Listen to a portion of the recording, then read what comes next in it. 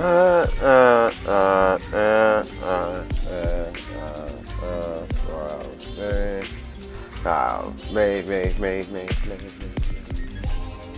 sing it, sing it, sing it, y'all. We about to get it in. We about to get it in. Cypher Sick up in this bitch. What's happening, y'all? Yo, yo, how y'all doing today? Hope you guys are doing fantastic. This is CS with DWP. Uh-uh. Uh-uh. Alright, enough of that bullshit. That's enough of that. Alright, that's enough of that. Alright. What's going on, y'all? This is CS with DWP. Welcome to the stream.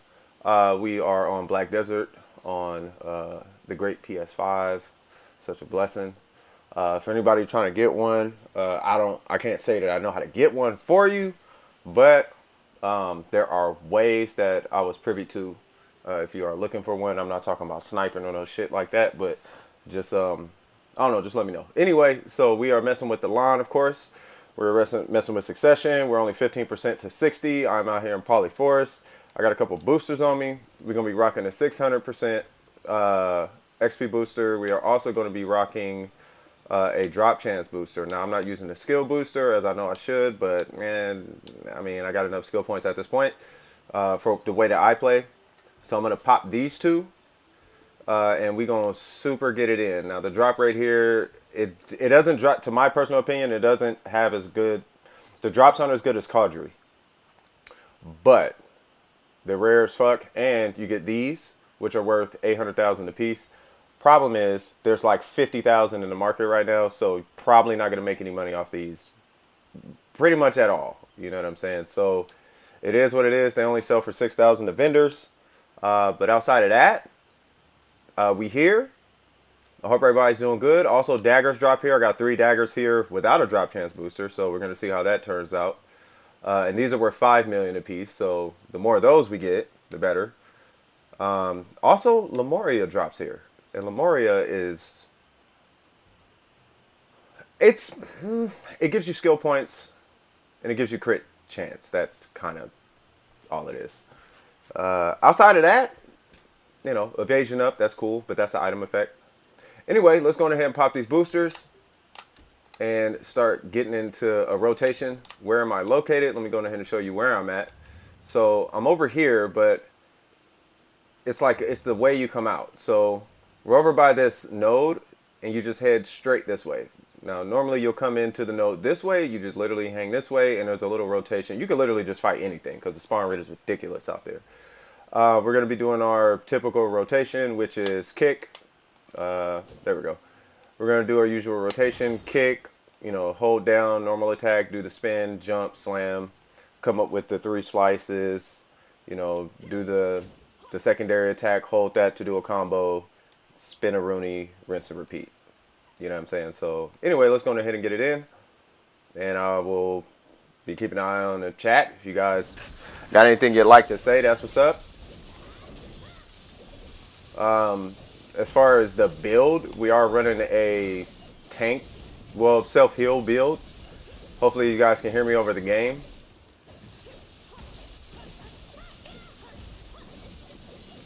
Oh yeah, I gotta pull my pets out. That might be a good idea. Take out. Okay.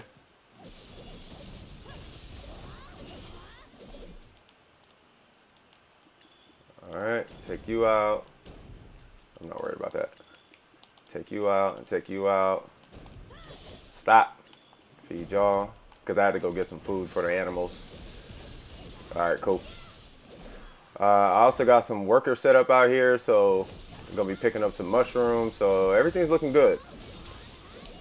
As far as anybody from the DWP family, if you think about getting into this game, I'm still investigating how to dump money into the guild. And I know I need 3 or more people to get that started. So I would say, as far as growth for now, to be completely honest, probably, you know, join a different guild, because this guild ain't finna be shit for a while. But, you know, we getting it done. I'm also working on a Hercules build. Not a build, but a Hercules set. Trying to get it to duo, and then, of course, eventually to try. But I think the Hercules set is probably the best because that set gives you two crystal slots, in which the only reason I went with a Garian for the first at first is because it gave me two attack speed, two casting speed. But you can get that off of crystals. You know, you don't necessarily need a set bonus when you start dealing with crystals. You know what I mean?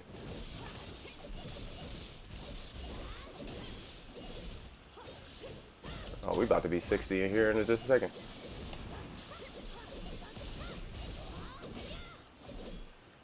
Alright. You know, I wonder if I got another XP booster just because. Oh, it's a life skill. Okay. Alright, let's come this way. Gonna skip them. So when it gets really populated, I'm gonna pop my buff and we're gonna go absolute up. It seems like it's kind of populated. Let's go. 1, 2, let's go. Boop, boop.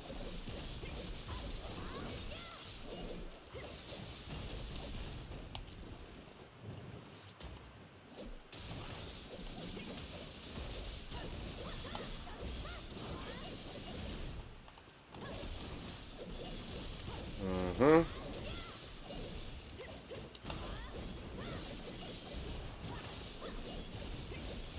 Mm-hmm. Mm-hmm. Crouching tiger.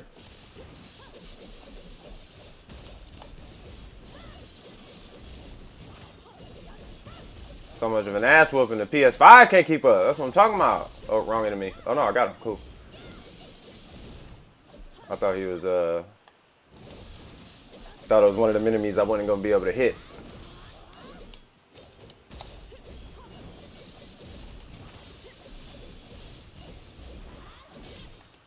Boop, boop.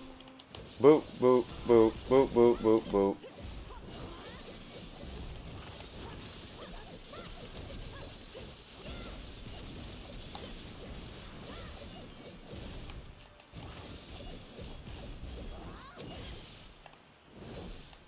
Boop, boop, boop, boop, boop, boop, boop.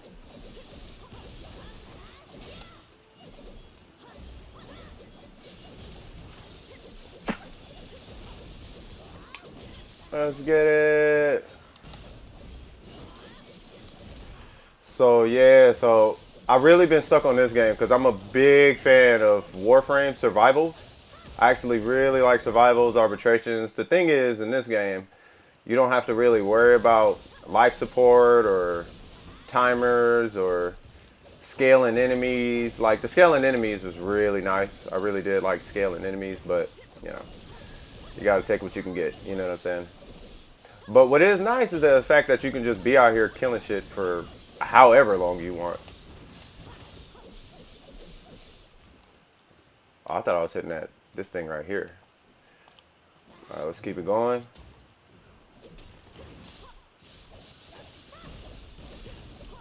I actually do kind of need skill points because I got some other combos I wanted to try out. It's just that they're kind of weak.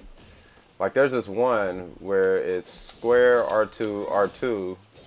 Oh wait, square R2 R2, like that, and she like whips something out the ground. There's also this other skill I'm kind of thinking about getting where she pulls something out. She pulls her pendulum like out the ground, and it's like the ground is like perforated the way it looks. I thought it was a pretty cool attack, and it seems like it's pretty strong. I just don't know exactly how strong it is. I just gotta try it. It's one of those kind of attacks. Okay, I don't know what group I wanted to go to just now.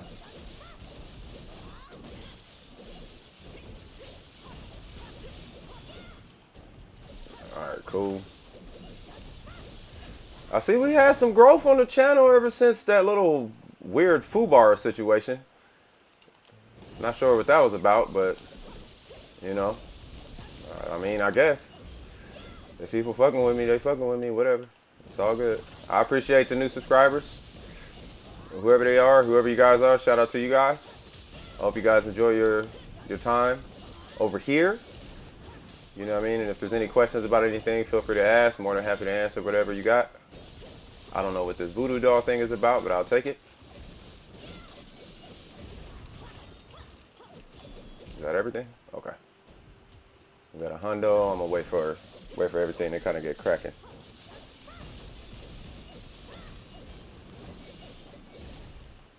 All right, I gotta take 2 seconds. I gotta get something real quick. My character's so OD, I should be fine. Yeah, it should be fine. All right. All right, who is that? Insta Hill. All right, so we got a hundo. Let me go ahead and hit this hundo over here. Do we got this one? Yep.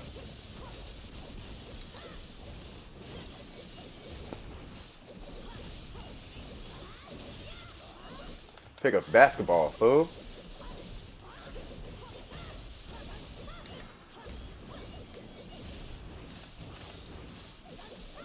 I can't even see.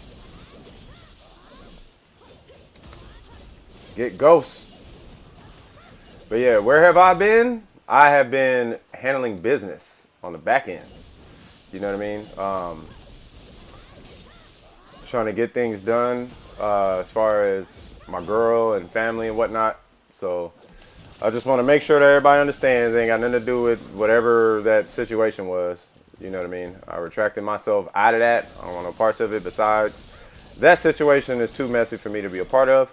You know what I'm saying? So yeah, but yeah, no, I had you know, I got some things I got in the works on you know, IRL. So I was, you know, I had to pay some attention to all of that. You know what I'm saying? So, you know, I figured, okay, I really do need to focus on this stuff. So, you know, just took some time away, had to knock that stuff out to the best of my ability, and we should be good for now. I also got a notification about something extremely important. So hopefully I get some good news on that. I'll fill you guys in on it. You know, if everything works out, cool. If everything doesn't work out, cool. But, you know, it's just certain things I can't really speak about until further notice. You know what I'm saying? But, you know, like I said, if everything turns out cool, I'll fill you guys in on it. You know, if you want more information on it. If I can speak on it, then I'll speak on it. If I can't speak on it, I can't speak on it. You know, stuff like that. So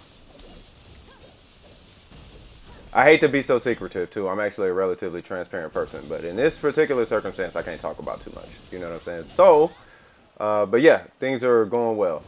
Things are, at least they looking well. You know, I got faith in what the outcome is going to be. I think everything should be all right. Now, aside from that, what I've been kind of, where my attention has been, was kind of playing like, going up like memory lane, right? So, you know, as you guys know, I'm from California. I'm from the Bay Area, and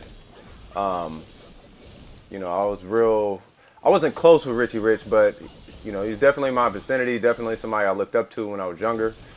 And yeah, man, I happened to catch an interview from him and DJ Vlad, and I thought that was real dope. You know, and what he was talking about kind of brought back a few memories for me, and like the way he was talking and everything. It's like, yeah, man, that's how real life, real men type shit was in the Bay Area, man. It's like it's either you was with the shit or you wasn't, and you know, you got to make sure you're moving proper. And he was talking about Tupac, and it's like, yeah, Tupac wasn't moving really like a Bay nigga. Like, you can't move like that. You know what I mean? Like, you can move, yeah, you can, but I mean, everybody could get touched out here. You know what I'm saying? You got to be cool. You know what I mean? And I ran into a video by these guys named Zone 6, and I was gonna put that into the Discord, but bro, like after hearing all of that, I'm like, well, I think there's some people in the Discord who's actually from the UK, and I don't want to be putting that information out there. You know what they do. I don't want to be spreading that kind of a message. You know what I mean? Like here in America, we kind of desensitized to that kind of music, and if anything, you know, we kind of know, like, all right, this ain't real. We know that's not where it's at, but these niggas is late to the game as usual. Like, it took these niggas 20 years to catch up to breakdancing. It's gonna take these niggas another 20 years to catch up to gangbanging. And it's like, nigga, we trying to kind of move a little bit away from gangbanging, nigga. They just now blowing that shit out the water. I'm like, y'all niggas y'all tripping. Y'all need to slow down on that gangbang shit. Like, that's really not where it's at. Like, you know what I mean? Gangbanging has been a thing in America since the 60s. Actually, in some cases, since the 50s, you know what I mean? So it's like, nah, you got to cool it with all that shit. Like, you can do what you do. Do what you do by all means. I mean, you can't tell niggas what they can or cannot do. But one thing I was watching Trap Lord Ross, right? And he was talking about the history of like Zone 2 and what are they, Moscow 17 or some shit, right? And I'm like, that's cool and all that, like the backstory, I get it, you know what I mean? But one of them cats was saying something like, well, you need to put youth centers and all this extra shit. And I'm like, that's fine that you say that, nigga, but at the end of the day, you're still deciding to do some crazy shit. You know what I mean? You could easily not do crazy shit. You don't have to go, what do they call it, splashing niggas or something like that. You don't have to go, I guess they call it stabbing niggas. You don't got to go around stabbing people, you know what I mean? You're making that decision to do that shit. You know what I'm saying? Now, why you're doing that, I'm not entirely sure. But outside of that, I think it's because in the gang culture out there, like it's too rewarding gang banging. Like gang banging is rewarded out there, similar to how it was out here. Like it used to be extremely rewarding. Like it still has its rewards, quote unquote, out here. You know what I mean? Like if you lack a family or you lack some type of camaraderie with some people in your neighborhood, some situations like that, then you might find solace in, you know, like gang culture or something like that, which is not really, it's not a good thing, right? But it's like to say that though, like introduce youth centers, like from what it looks like to me, you guys are putting up videos and shit, getting views and clout and clicks and respect and all this extra shit. I feel like the gang culture out there is too rewarding. It needs to not be rewarding in order for motherfuckers to stop doing it. Because I'm going to tell you right now, when a nigga bored and he got some stupid shit he want to do, if there's no reward in what he's doing, he's not going to do it. The problem is, it's rewarding. You know what I mean? Like, and I kind of like blame like bully culture for that shit in a way. You know what I mean? Like, I think bullies is why gangs exist. This is just my personal opinion, but I feel like the whole bully shit is kind of why gangs become a thing in the first place. Because if niggas would just shut their mouth, stop fucking with niggas, you would stop having 18 niggas coming back to stab you and shit like that. But, you know, everybody, you know, scared at the end of the day, and they feel like they need some type of protection, and they want to have a sense of power and all that extra shit. So next thing you know, you got a little nigga who's scared to go outside, joins a gang. Now he feels comfortable going outside, shit like that. You know what I'm saying? And it does kind of boil down to the environment, but it's a ridiculous ass cycle that can easily be broken simply by removing the reward you get from the shit. If people just could be on some Bay Area shit and just have each other's back without the sets and clicks and shit, everything would be fine. Just get rid of gangs and you'll be alright.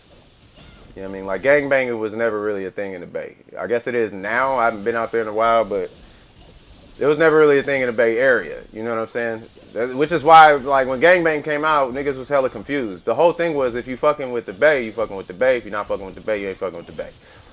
You know what I mean? It was kind of like a little Atlanta. Of course, you had your one-offs where this dude don't like this dude or this area don't like this area for whatever reason. But that usually got squashed after a little bit. It wasn't really like no major shit. I think the only long-standing thing that happened in the Bay was Oakland versus Richmond. And even that wasn't really a thing because Oakland and Richmond niggas was still getting down together and shit. So it was more like some niggas from Richmond wasn't fooling with some niggas from Oakland. And if y'all just happen to know each other, you know, of course, you having your homies back because that's your homie. So now it looks like Richmond versus Oakland, but it's really not Richmond versus Oakland. You know what I'm saying? Because I had hella partners from Richmond. You know what I mean? And hella Richmond niggas got hella partners from Oakland. So I personally don't even feel like it's a Richmond-Oakland beef. It's just some shit that niggas not from Oakland or not from Richmond be saying. I mean, don't get me wrong. Like, we say it, but it's not really like in the same context that the internet says. Like, oh yeah, man, this man, fuck Richmond. It is not like that. It is not. That's what niggas not from the baby saying. You know what I'm saying? So, now I know that, but here's the coldest part though. They fucking young, bro. They hella young. Like, these some little angsty motherfuckers. And when you got teenagers who feel like they got the power of manhood, you can't tell these little niggas nothing. They destined to die. There's nothing you can tell these niggas. You just gotta let they ass get. You just gotta let them die. Now I've been living around this shit like too long to not be able to tell you that. You can do what you can. If you're an older brother or you got kids that's into that shit, I'm gonna tell you right now, you can try everything in your absolute power to try and get a nigga away from that. You know what I mean? But I'm gonna tell you, man, sometimes they just be too afraid to leave the situation. It's not that they not afraid because they gangsters. They actually scared as fuck to leave. Because if they leave, they liable to become an enemy of the same gang that they was a part of. You know what I mean? And you being on the inside, you see how crazy your gang is, nigga. You don't want no parts of that by yourself. You know what I'm saying? So now you stuck. Now you really stuck. You know what I mean? And it's like, you know, the one thing you don't want to do is bite off more than you can chew. And that's what that would be my message to any youngsters that's out there. You know, whether you're in LA, whether you're in the UK, whether you're in China, because they got gangs in China. You know, in China they be beating each other ass with bats and shit like that. In the UK they stab each other. Out in America they be shooting each other and shit. Everywhere they shoot each other, but it's like you know what I mean. Like people, like we've been through the fighting shit in America already. Fighting is like whatever. Fighting and stabbing and all that shit, that was back in the 70s and 80s. Niggas done upgraded to guns. Like we is so far past that. Like if it's a problem, we'll just knock your shit through a window or something. You know what I mean? And it's not a good thing. Like I want to really highlight that. It's really not a good thing. You know what I'm saying? And I think also like this glorification of being dangerous and shit like that. I think really at the end of the day, it's just a bunch of scary ass little kids. Just a bunch of little scary motherfuckers who need to have some sense of security. You know what I mean? They don't want to get fucked. They're tired of getting fucked with. You know what I mean? But it's like at the end of the day, the best advice I can give you is watch where you go and watch who you fucking with. You know, who you fucking with could ultimately be the reason why you getting fucked with. You know what I mean? And if your whole neighborhood is on that fuck shit, you could just pass up that part of your neighborhood and go to a whole different part of the city type of situation. You know what I mean? Like for real, like, you know, I stayed in the Hunters, right? And the Hunters was cool. I like the Hunters. You know what I mean? But I used to be in Emeryville and Berkeley and shit all the time. You know what I mean? Be in Emeryville, Berkeley. You know, I'd be in the hills all the time. I would go to fucking Frisco. You know what I'm saying? I would just skip right over Oakland sometimes. You know what I mean? I would be in Oakland, but I would skip through that shit sometimes because some parts of that shit was just too crazy. Like the 5s, the 6s, the 7s. The 7s was kind of, like I was more like close to the 7s, the 8s, and the 9s. You know what I mean? But really like downtown Oakland was my shit. Like downtown Oakland, that was where I used to be all the fucking time. You know what I mean? If I wasn't in Emeryville, I was in downtown Oakland. If I wasn't in those two, I was in East Oakland. Like over there in the Hunters. You know what I mean? But outside of that, no, I wasn't just riding the fuck everywhere because I knew what was out there. You know what I mean? Now, I done seen my fair share of shit and been around some shit. But that little bit of shit that, to me, is a little bit of shit. You know what I mean? To some other people, it might be a little heavy. To some people, it might be weak as fuck. But the little bit of shit I've been through told me, like, hey, man, yeah. Like, you might want to just, like, be smart when you're moving out this motherfucker. You know what I mean? You can't just be out here just talking to anybody any kind of way, looking at anybody any kind of way. You got to be respectful. You got to show respect to get respect. And it's pretty much as simple as that. You know what I mean? Because the same nigga that's acting disrespectful will be the first nigga get touched, and everybody gonna be on this line. It's not like this whole, you know, oh, we finna just goof around and do some funky shit. Like, nah, because you goof around, there's about to be 18 niggas on your neck after the fact. Like, yeah, you thought it was funny at the time. You know what I mean? But it's not funny like that. It's really not. It's not. You know what I mean? Maybe this new school shit, it might be funny, but I'm telling you right now, that shit is not funny. On some real shit, that shit is not funny. That's why I be saying what I'm saying. You know what I mean? Because the repercussions was real. You know, the repercussions were real where I came from. You know what I'm saying? Where I came from, real repercussions were there. It wasn't just threats and shit. Niggas used to get hit without, like, there was no warning to shit. It's either you know or you don't. And if you don't, you just don't know. But that's your fault for not knowing. You know what I'm saying? So if you think the shit is funny now, you're going to learn how not funny it is. And it's not going to be no, oops, my bad, I didn't know. That shit don't fly in the Bay Area, bro. You know what I mean? Like, you know or you don't. You know what I mean? I think that's why it's like, why I be so, like, astounded by some of the shit I see online. Like, dude, y'all niggas would, like, for real? Like, that shit, y'all just be letting that shit ride like that? Like, damn. That shit would have been a no-go. In the Bay Area, at least. You know what I mean? And we move in silence like a motherfucker. Like, you know a Bay nigga, because they not loud like that. Like, Bay niggas ain't loud. Like, the Bay Area is not, we don't like attention. You know what I mean? I don't like nobody on my line. I don't like to be on anybody else's line. You stay in your shit, I stay in my shit. Stay the fuck out my business, I stay out your business. And we just leave it at that. You know what I mean? Because you don't know what I'm fucking with, and I don't know what you fucking with. You know, but the last thing I want to do is have a situation where two people got to really pull up their shit. And it's like, cause shit get ugly. shit could get real ugly. You know what I'm saying? So it's better to just mind your business before shit get ugly. Because when it get ugly, it gets ugly. There is no words and, oh, we're just gonna talk about this and ain't no hacking, ain't no none of this internet shit. It's, oh, it's ugly? Okay. Well, we see, So, but that's how it is when you become an adult, though. You know what I mean? Like, when you become an adult and you start talking to adults, you know what I mean? On some adult shit, not niggas on the internet. I'm not talking about people with online profiles. I'm talking about adults who don't use the internet. When you start fucking with them, because you gotta remember, people with public profiles, they got something to lose. You know what I mean? They can't act out on you like that. You know what I mean? Hence the 6ix9ine situation. Like, can't nobody act out on 6ix9ine. They got public profiles they need to protect. You know what I'm saying? Me can't do nothing. That's why 6ix9ine go after them. 6ix9ine is not going after homie from down the street. He is not going to go after somebody who is not known. He's only going to go after somebody who's known. You know what I mean? Because if he go after somebody who don't need clout, he will get killed, bro. He's not going after somebody who don't need clout. You see what happened every time he tried that shit? You know what I mean? He tried that weirdo shit out in LA and got touched by 2 niggas at an airport. And they wasn't even gangster, bro. Imagine it was some gangsters. That's what I'm trying to tell you. You know what I mean? Like, people, that's also why I keep saying, man, it's not about the clout chasing, bro. Like, I do not clout chase, bro. If people fuck with me, they fuck with me. And I actually advise a lot of other people do the same. Like, cut with the clout chasing. You know what I mean? Stop giving the internet so much power, because that's their bargaining chip to fuck with you. Not only that, because it's on the internet. Let's say somebody did hack your account or do some weird shit. That's your life. You gonna leave your lifeline in the open like that? That's like leaving your wallet on the table at a restaurant. Like, you don't want to do that shit, right? That's stupid. Don't do that shit. You know what I mean? Keep your bread on your hip at all times. You know what I'm saying? Because next thing you know, you might have some weirdo shit go down, and next thing you know, it's like, okay, well, now niggas got all your shit, and like, it matters to you now. You know what I mean?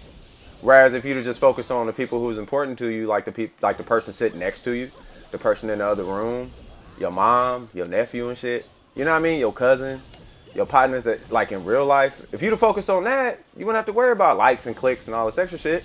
Because guess what? The people who giving you likes and clicks and all of that, they're not finna get you a job. They're not finna help you pay your rent like that. You know what I mean? You can advertise to them, but that's about as far as that goes. They're just people to advertise to.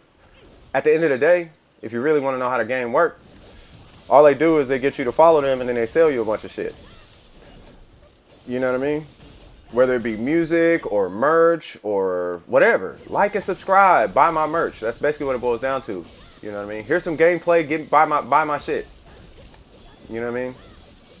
And if you're doing that, I highly advise that you do not tie that to your person. Don't tie that to you. Tie that to like a business entity. You know what I mean? That way, at least you're allowed to be yourself. That would be my advice. I mean, at least that's what I'm doing. You know what I mean? That way, you ain't gotta watch what you say. You know what I mean? Because you see what happened with the other situation, right? You know what I mean? Like Pyrocynical and PewDiePie, like I feel like they really lucked out, like Markiplier and all them, because I think that's who they are. But who they are really, like, it really resonates with the internet. You know what I mean? If you're not really like an internet-ish personality, like you don't laugh at what they laugh at, you know what I mean? You don't find humorous what they find humorous. You know what I mean? You don't really, you know, if that's not really your world, then you might, you know what I mean? You know what I'm saying? Then I would say build a different entity. I would say make your situation, your online presence, and if you're trying to make money at it, make an online entity and don't connect yourself to it. That'd be the best advice I can give you. Don't put your name on shit. You know what I mean? Just leave it at that. Because then at that point, they got to shut down every single business online and shut you down. They don't know who the fuck you are. They don't know who you're working with. They don't know what companies you are involved with. They don't know what websites or companies you're involved with. They don't know what the hell you're doing. You know what I'm saying? They think they do, but they don't. They think they do, but they really don't, though. You know what I'm saying? Also, you know, you gotta, like, I don't know, man. I know for me, it's hard for me to believe a lot of what motherfucking people be saying online as far as threats and shit. Because rule number one, right? Let's say doxing. You know what I mean? Let's say doxing for a second. In order for you to get doxed, your information has to be online. You know what I mean? How do you get doxxed? Right? Somebody has to hack a government agency. They have to hack they have to hack your account. They have to hack one of your personal accounts to dox you. Like your internet company, right? They have to hack they have to hack your shit where your address is there. But they have to like hack it though. Now, there's a difference between hacking and just getting your password. Getting your password is not necessarily hacking, in my eyes at least. You know what I mean? To me personally, because I've brute forced passwords before, which is, I'm never going to say that again. I've never brute forced a password before. But what I'm saying is, like, to me, like, that's not hacking. Brute forcing is not hacking to me. Because it's a program that does that shit. Hacking to me is when you, like, push a file or you push a command into a database and it returns a certain desired result. That's hacking to me. Like, okay, you got a SQL database. Okay, I'm going to push this search string and it's going to return these results. That's hacking in my eyes. You know what I mean? Like you do like a SQL injection or something. That would be hacking to me. You know what I mean? But then you got Google, nigga. Like, how you going to hack a Google account through a SQL injection? Like, that's so not going to happen. The only way that can happen is if you release an application where you capture people's credentials. Which basically goes into the same book as, you know, just don't get caught slipping. Don't put your information, don't download apps you ain't supposed to be downloading. You know what I mean? If your partner recommended to you, that don't mean just download the shit. If a new app pop up, just know that, because I wrote an app before, you know what I mean? And you could just capture credentials and they save in the database and you set the encryption. So you could easily just go in there, grab their encrypted password, Google the encryption thing, like 64-bit encryption. You copy paste that shit and you have their password now. You know what I mean? That's the weird part. You know what I mean? So, you know, just be smart in the way you move. You know what I mean? Don't put your business out there like that. Quit giving people your fucking password. That's a huge one. Too many people are comfortable giving their friends their password. Quit doing that shit. Like, just stop doing that. Don't give your girl your password. I've been married to I've been with my girl for 16 years. You know what I'm saying? She still ain't got my passwords. I don't mind giving them to her, but she ain't got my password though. You know what I mean? Because God forbid some stupid shit go down. You know what I mean? And now it's like she get fooled into, you know, somebody hit her acting like they me because of some mobile phone software. You know what I mean? You know the gimmick software that you can have on mobile phones? They fuck around and text her, hey babe, I can't remember my password. What's my password? Nigga, and then she texts, now they got my password. You see what I'm saying? So it's like, nigga, you just gotta be smart. You gotta be 2 steps ahead of people. And you also gotta realize that people online are weird. And when I say weird, I mean weird. I mean like weird. When I say weird, I mean just weird. Like weird, like, let me put it this way. There's people who like be mad at you, but then they like get over it, or they go find something better to do with their life, or some shit like that, right? That's normal. People get mad at you, they talk a little bit of shit, they move on with their life. Then you got weirdos. Weirdos are the people who obsess over your ass. They obsess, they can't sleep at night, they have to do everything in their power to make you feel their presence somehow, some way, or some shit. Those is weird motherfuckers. Weirdos literally have no lives. Now, which is sad, which is fucking sad, because this is coming from a guy with no job. I don't have a job, nigga, and I'm saying these niggas don't got a life. Imagine how much of a life these niggas don't have, bro. I don't have a life, and I don't be doing that type of shit. These niggas, for real, don't have lives. No loved ones, no none of that shit. You know what I mean? And people are like that on the internet, so you just got to be careful. You just got to be aware that when you're dealing with people in the computer community, because this has been a thing. This isn't anything new. I was seeing niggas do this type of shit back when I was in high school. Niggas has been weird. Weirdos has been a thing the entire time. The whole game plan is not don't get caught slipping. That is the whole game plan. You know what I'm saying? And if you get caught slipping, that's your fault. You just got caught slipping. You know what I mean? If you get caught slipping, you know what I mean? Just make sure you protect yourself and keep it pushing. It's as simple as that. You know what I mean? Set your chips up in a way where if somebody let's say you do get your situation like compromised or something like that, just make sure that all your eggs ain't in one basket. You know what I mean? It's like, it's cool for the, you know, okay, if this is the situation, this can go. This can leave. I'm not worried about that. That's not doing anything to my life right now. I took a hit over here, but I'm still good in these 38 different areas. You know what I mean? You could let them feel like they won, but they could feel like they won. You know what I'm saying? Now I'm gonna just for full disclosure, nigga, ain't a motherfucking thing happened to me. I'm not implying that. I'm not, saying under my breath, oh, he got me, that's why I was gone. I ain't saying nothing like that, nigga. None of my shit got touched. What I am saying is that for anybody, for me to be comfortable saying all that crazy shit that I was saying in that one video, you gotta protect yourself. You have to protect yourself. I'm a big supporter of that. You gotta protect yourself. If you don't protect yourself, I trust and believe there's a nigga with no life who is damn near suicidal who will who will take everybody with him. You know what I mean? These are the people that like you ever watch them court documentaries, right? Where it's like the dude who you remember them two brothers that like killed their parents because of money or something like that, or people that like drive their kids into the lake and shit like that. Casey Anderson or whatever her name is, like people like that exist online. You know what I mean? But the reason they're a little bit more flourished online is because they too bitch made to try something in real life. You see what I'm saying? So you just gotta be careful online. So what they do is they get their weaponry up online and they try to pull that shit online because they don't want to get touched in real life. You know what I mean? But they still want to stab somebody, but they too bitch made to go to prison. Like if you're gonna stab somebody, you gotta be willing to go to prison over that shit. Otherwise, that stabbing ain't respectable, bruh. You know what I mean? If you're gonna harm somebody like that, you gotta be willing to take an L for that. It's gotta be worth it to take an L in order for you to attempt something like that on somebody. You know what I mean? But they too bitch made to try that shit in real life, so they do it online. You know what I mean? So with that being said, there's more of an abundance of these guys, because not everybody's built like, like the street or zone 2. Not everybody built like that. You know what I mean? But everybody built to try some stupid shit online. You know what I mean? So, I really want to just really highlight, like, protect yourself. You know what I mean? Set up two-factor on everything. You know what I mean? I'm a big fan of two-factor. Number one, the main reason I like two-factor is because it tells you where they're trying to log into your shit from. You know when people say I'm hacking you, I can see where you at. All they're seeing, actually, you can Google this. You can try it actually. You can just ping me, right?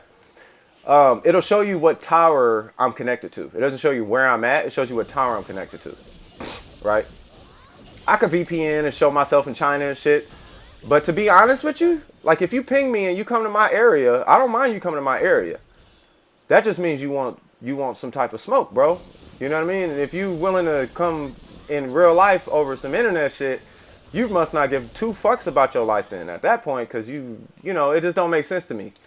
You know what I mean? At that point, it's shit like that. It's like it don't make sense to me. Like you might as well get put in if you doing shit like that and you going out of your way to fly to a nigga spot or do some crazy shit like that. You know what I mean? You already ready to put yourself in a compromising position. The same way I was when I was on that video, right? I was ready to put myself in a compromising position, and I was like, fuck it, I'm ready to go hard. Even if I get quote unquote splashed or some weird shit. I was like ready for that shit. You know what I mean?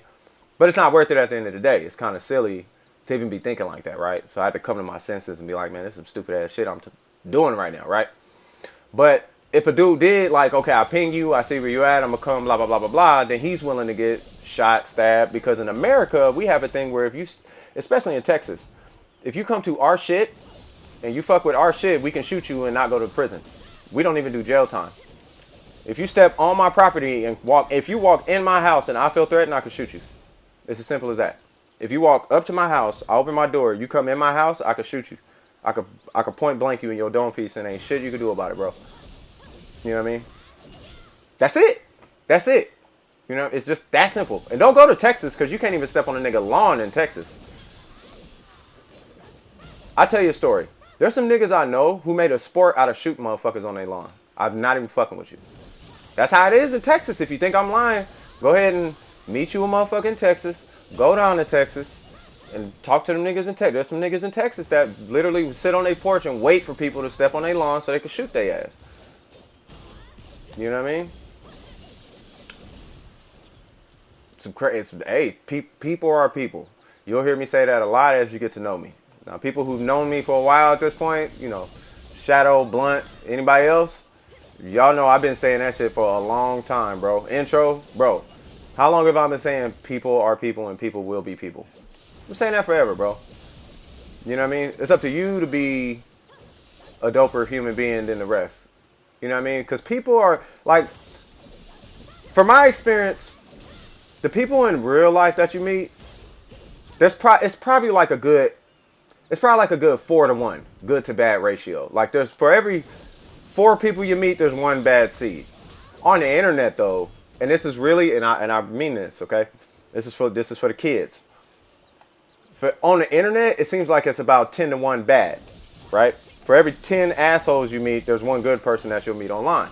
The reason why, and it's the same thing in real life. You'll run into this when you start getting into dating, and why can't a girl, when you got to start answering your daughter's question, why ain't there good men, or you start running into those type of questions. Now you got to answer that question. It's because bad people are the loudest motherfuckers on earth. That's why. They need love, my nigga. That's all it boils down to.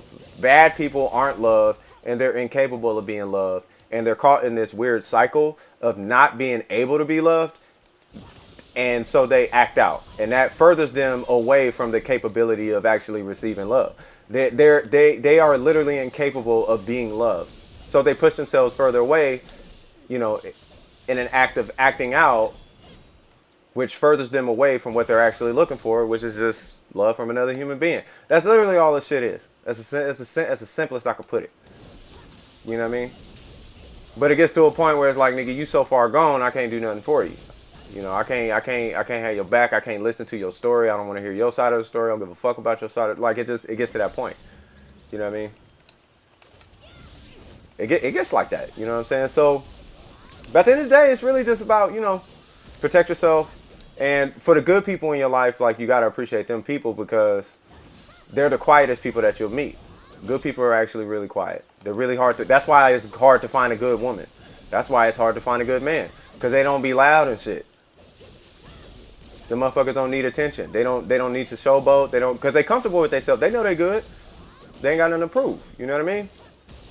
At least from every good person that I know in my life right now, like, all the good people are the quietest motherfuckers you'll meet. You want to know what they do? They go to work, they go home, they spend time with their family. That's what they do. They ain't really much more that they do. They don't be online talking shit to this person on Twitter and doing this and all that. They don't do none of that, bro. They just spend time with their family and they good. You know what I mean? They just good people. They go to church and shit. Like, church is a thing for any people who don't believe in anything. I'm not saying you have to believe in something. I'm gonna tell you right now, man, there's some people that do, like, I'll tell you like this. There's a bunch of bad seeds in the church and shit like that, but I'm gonna tell you, man, there's a whole lot more good seeds in the church, man. Once again, the bad people are the loud ones, you know what I mean? So there's just a bad impression on people that be in church, you know what I'm saying? Now, I don't bang in church like that. I would like to, but I'm not a good representative, so I'm not finna be on here like, yeah, man, this is what it's like to be a Christian. This is not how Christians act. I do not act like a Christian, bro. I believe in what Christians believe in. I am a Christian. You know what I mean? But I am not how a Christian acts, bro. This is not, the way I act is not, the way I talk is not how Christians talk. I'll be cussing and saying nigga all the time. Like, they don't do that. I'm telling you right now. So whatever negative impression of Christians you got, I'm telling you right now, that's not it. You know what I mean? You might be in the wrong church. You might be around the wrong crowd. You know what I mean? A lot of times it just boils down to the wrong crowd. You know what I'm saying? And the one thing I've been telling my nephew a lot, and this is for the younger people in the audience, you are who you hang with. I can't stress that shit enough. You are literally who you hang with. If you hang with a bunch of good-for-nothing motherfuckers, you're going to be a good-for-nothing motherfucker. If you hang with a bunch of drug-dealing ass niggas who got a bunch of money, you're going to be a drug-dealing ass nigga who got a bunch of money. That's a whole nother conversation in its own. I don't recommend doing that, and that's why it's a whole nother conversation, because I'd have to explain why I don't believe that's the way to go. But that, once again, that's a whole nother conversation. But if you hang out with a bunch of squares, you'll be a square. If you hang out with a bunch of nice guys, you'll end up being a nice guy. If you hang out with a bunch of holy people, you'll be holy. If you hang out with a bunch of hard-working people, you'll be a hard worker. Like, you are who you hang with. You know what I'm saying? If you hang out with a bunch of intelligent people, it's natural. Because you guys are going to have conversations. You guys are going to share ideas. You guys are going to influence each other, right? If your homie pull up in a Range Rover, and you going to ask him, how the hell did you get that Range Rover? And if he's your homie, he's going to tell you how he got that Range Rover. Next thing you know, you got yourself a Range Rover. You know what I'm saying? If he got it through drugs, then you're going to be doing it through drugs to get a Range Rover. Now you got a Range Rover through drugs. If he did it the legal way, he going to tell you the legal way. Now you got a Range Rover through the legal way. You see what I'm saying? You are who you hang with. It's just naturally going to occur in that way. That's just how it works. You know what I mean? If you hang with people that's all about their family and they just be like on some like philosophical type of shit, like okay, I'm just trying to live life, be happy, then you just gonna be living life and being happy. You know what I mean? Like it's really like that. So to the young bucks out there, bro, like you really gotta filter out who you fucking with. And there's an easy way to do that. It's just called being busy, nigga. What are you doing? I'm busy. That's the easiest way, man, without causing any type of static. It's a cheat code. I don't recommend doing that shit to any adults out there. If you're an adult, just keep it real. You know what I mean? But if you're a kid and you insecure and you don't want to cause no static or no shit like that, just be like, nigga, I'm with the family. I'm with the, I'm with, I'm busy right now. I can't fuck with you right now. Like whatever you're doing right now, I can't do that. Why? Because I'm busy. There's your out, bro. I gotta spend time with my mom. I'm a mama's boy. Whatever, bro. Just whatever it is to keep you away from all that shit. Because I'm going to tell you right now, it's the same thing this dude in Houston was telling his son, right? He was saying, son, I'm going to tell you right now, all them niggas in high school that you're going to high school with, everybody going to lead a different life. Some of them going to be gangbangers, some of them going to be drug dealers, some of them going to be hustlers, some of them going to be crackheads, some of them going to be in prison, some of them going to be rich, some of them going to be wealthy, some of them going to be starting businesses, some going to be this, that, and the third. It's up for you to decide what direction you're going to go in and not follow what everybody else is doing, because everybody's going to be making choices that every other adult has made in their youth. Every single solitary adult that you've ever ran into in your life has made the same decisions that you're thinking about making. That same thought that you had, I'm going to sneak out and I'm going to go to this girl's house and I'm going to XYZ. I'm telling you right now, every single solitary adult, me, my girl, my mom, my sisters, my cousins, my nephews, just every single adult, every single one of them, my sons, every single one of them has made the exact same decision. The cold part is, the reason all of them made the same decision, this is why I'm so lenient with kids, is because even though everyone has made the same decision and all we're trying to do is look out for you, you're still going to do this shit anyway. Because that's what kids do. They don't listen to a fucking thing until it's a life or death situation. Until they shitting bricks, that's when they want to listen. It's just the way it works. It's just how it works. So if you're a new parent, I'm going to prepare you right now. Your kids are going to do some stupid shit, the same shit that you did. It's up for you to reduce the intensity of the fuck shit that they finna get into. That's all it boils down. That's the only thing you could do, is reduce the intensity of the fuck shit that they finna be involved into. Because they're going to be involved in fuck shit. It's just the way it goes. There's nothing you can do about it. There's literally nothing you can do about it. You could try, but the only for surefire way, and even this one has a hitter, even this one's not guaranteed. The only surefire way to make sure your kids ain't into no fuck shit is if you do everything in your power to make sure that you are as absolutely ridiculously successful as possible, to where your kids need absolutely nothing and you're around their ass all the time. If you can actually be around your kids all the time and you can be their best friend, at that point, you're good. Outside of that, it's about to be dumb curtains for you. They're going to get into some shit. It's just how it works. There's no avoiding it. I wish I could tell you otherwise, but there is no otherwise. I did it. My boys did it. My mom did it. My sisters did it. My girl did it. Her brothers did it. Everybody did it. Everybody does it. Everybody. Right? So the reason I'm saying it, the way I'm saying it right now, is so that you young niggas understand that, yes, everybody has done this shit, and guess what? We all regret that shit. That's the thing. We all regret it. We're not happy with what we did. We regret it. That's the thing. So I would not recommend doing it because we regret it. That's why we say not to do it. We're not saying don't do it because we don't want you to have fun. We're saying don't do it because that's how premature babies get born.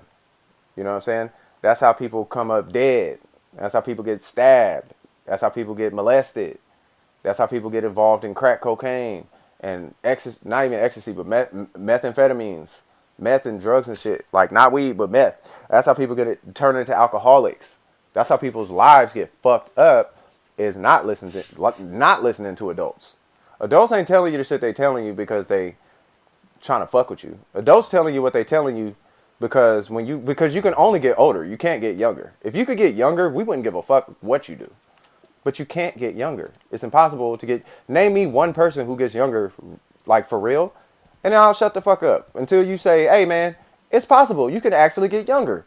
Until you show me how you can do that, it's just the way it is. And because the only line you can go in is forward, what we're trying to do is set you guys up for when you hit the point that we're at. So when you get to this point, we're trying to make sure that you avoid the shit that we did, so that when you get to this point, you should have avoided those situations, because this one decision has led our life in this crazy ass direction that's got us over here now, which caused us to be alcoholics and drug addicts and not getting a job and, you know what I mean, missing out on job opportunities. And now we're not millionaires, and now we're not this, and now we're not that. Luckily, I learned early. I just got lupus. I learned really early. I was on track to be like, things were about to happen that were fucking phenomenal, but then I got lupus. And it takes about 18 hours a day of work to actually do like millionaire shit. Like, you work about 18 hours a day to hit the millionaire point, and then at that point, then you can start taking time off and working like 4 hours a day. But it takes a lot of work to get there. And I only know this because one half of my family are all millionaires. You know what I'm saying? So, who's this? Ascendant? What's going on, man? Just got back from overtime. I hope overtime is treating you good. Or I hope it treated you good, I should say. You know what I'm saying? So, but yeah, just spitting game. You know what I mean? Just spitting game to the little homies. Anyone that might be watching either during the stream or post stream. You know what I mean? I just have been having a lot on my mind. Not really a lot on my mind, but since I've been gone, I've been, you know, just, I don't know. I got caught up into this because I had to pull away and start dealing with some stuff in life. And I got caught in this like reminiscent thing. You know what I mean? So, you know, my origin, you know, Oakland, I started like, okay, well, let me, you know, oh, yeah, Richie Rich got a thing with Vlad. You know what I mean? Oh, this person got something with Vlad, you know, or such and such, you know. E40 got a whatnot with Vlad. And I'm hearing these niggas talking. I'm like, yeah, man, this is the shit I was raised with. Like, how does this not make sense to people, the shit that's coming out their mouth? How does this not make sense? You know what I mean? Like, I get it that it's like, it's a regional thing, right? Like, if you're from the South, there's certain things that you believe in. If you're from the East Coast, there's certain things that you believe in. Like, I get that, but like, god damn, like, a lot of this shit that they saying is just super, like, common sense type shit. Like, it's super common sense. You know what I mean?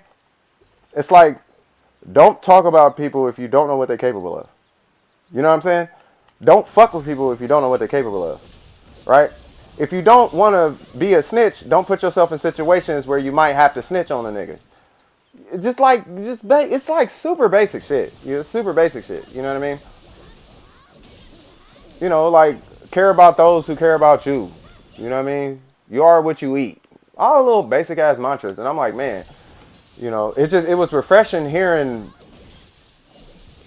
game. Like, that's one thing I gotta say I miss about the Bay Area. Everybody shared philosophy, bro. It was just one big ass philosophical mosh pit of minds, my nigga. And it wasn't on no hippie shit. It was just some regular ass, you know, how can we make lemonade out of these lemons? You know, even though the sugar might be fake sugar. You know what I mean? Well, let's put our minds together and see if we can synthesize some shit out this sugar and make some actual, you know, only turn to the right sugar crystals. You know what I mean? Some shit like that. That shit was fire, bro. Now I feel like we all be doing hella dumb stuff. I know one of my boys is feeling the pain from not using a condom. There you go. Now you got to pay his boy Waves minimum. Yep. Hey, it is what it is, man. He made that decision. You know what I'm saying? Keep your dick in check. Maybe you might not have to do that. Now, it's not like, that's not how like every single motherfucker in the Bay is, you know. I'm just saying, like, the information is readily available in everyone's psyche, bro, in the Bay Area. Everybody is on that shit. Everybody's on some don't do no stupid ass shit. Like that is a common phrase in that's a common phrase in the Bay, bro. We say go stupid, nigga, but go stupid is a phrase that's just like go stupid, go dumb, dumb. That's cause ain't nobody doing no dumbass shit like that. You know what I mean? Like ain't nobody really doing no dumb shit like that. Everything is calculated and on purpose and intentional. You know what I mean? And if it's not, then you just got to learn how to deal with that shit and keep it pushing. Keep it pushing is a real big proponent of the Bay Area mindset.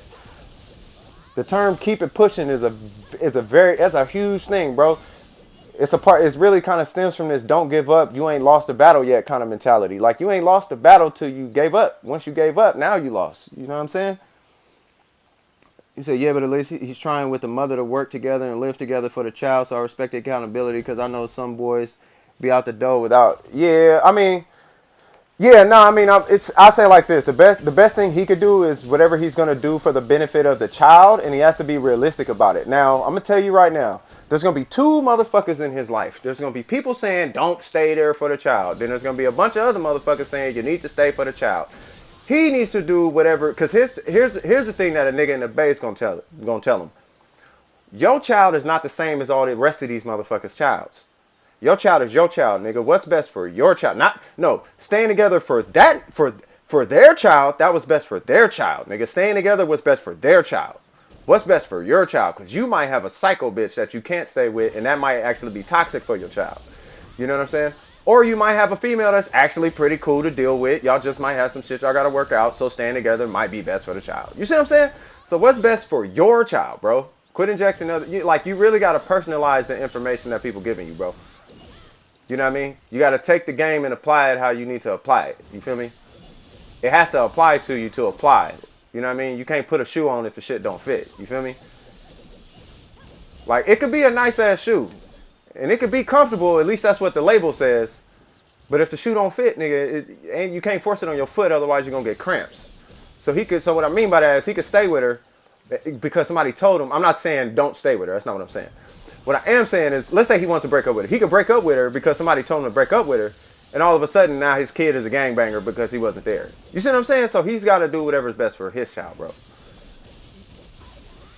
He has to do what's best for his child. He can't do what's best for somebody else's child. That's his child, not their child. And the experience that they're telling him about is their child, not his child. You see what I'm saying? As long as he keeps that shit in mind, I think he'll be fine, bro. Like, for real. I really believe it. And it's the same thing goes for video games. I know it sounds very loose when I'm saying that, but it's really kind of the same thing. You remember what I used to say in Genshin Impact and Warframe all the time? You're the one who experiencing the shit on the sticks. You know how you play. You play a certain way. You don't play the game like the rest of these niggas. Maybe that build is not going to work the same for you as it's working for them because you don't play like they do. You play a totally different way from these niggas. So you got to make the build the way that's going to work for you, bro. I'm just here to tell you how to build. I'm not trying to tell you what to build. You see what I'm saying? If this is what you're trying to do, here's how you get there. But you still got to go back and personalize that joint to yourself.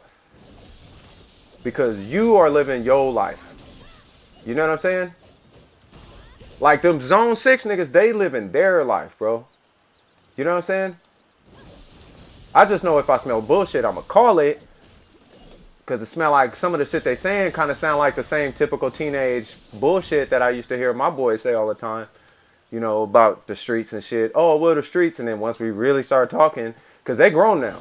But now that they grown, now these niggas is like, oh, yeah, nah, all that shit was bullshit. But they wasn't saying that shit when they was kids. It was like, no, man, it's not fair. The government, we ain't got nothing to do. The suppression and all this extra shit. Now that they grown, now it's different. It's like, nigga, I told you when you was younger. I wasn't going to talk to you like a 5-year-old and let you get away with that 5-year-old shit you saying. I'm not finna play pity party of the black experience, nigga. I know the black experience suck compared to other experiences, but I'm not finna sit here and let you just pity yourself over that shit when I'm fully capable of doing much more than a lot of these insecure niggas with excuses. Now, if you remove all the excuses and you still got issues, then at that point it's not an excuse. But you gotta get rid of the excuses first, though, player. You know what I mean?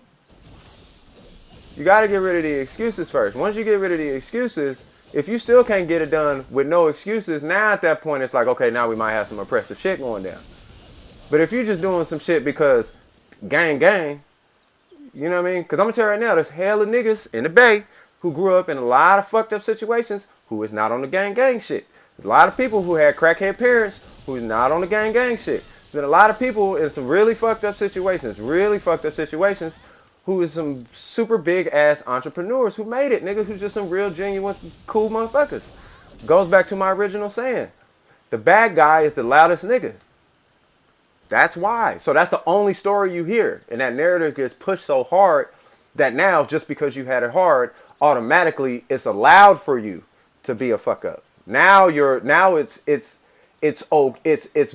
it's valid that it's okay for you to go out and steal shit and smoke all kind of shit because you've had a hard life.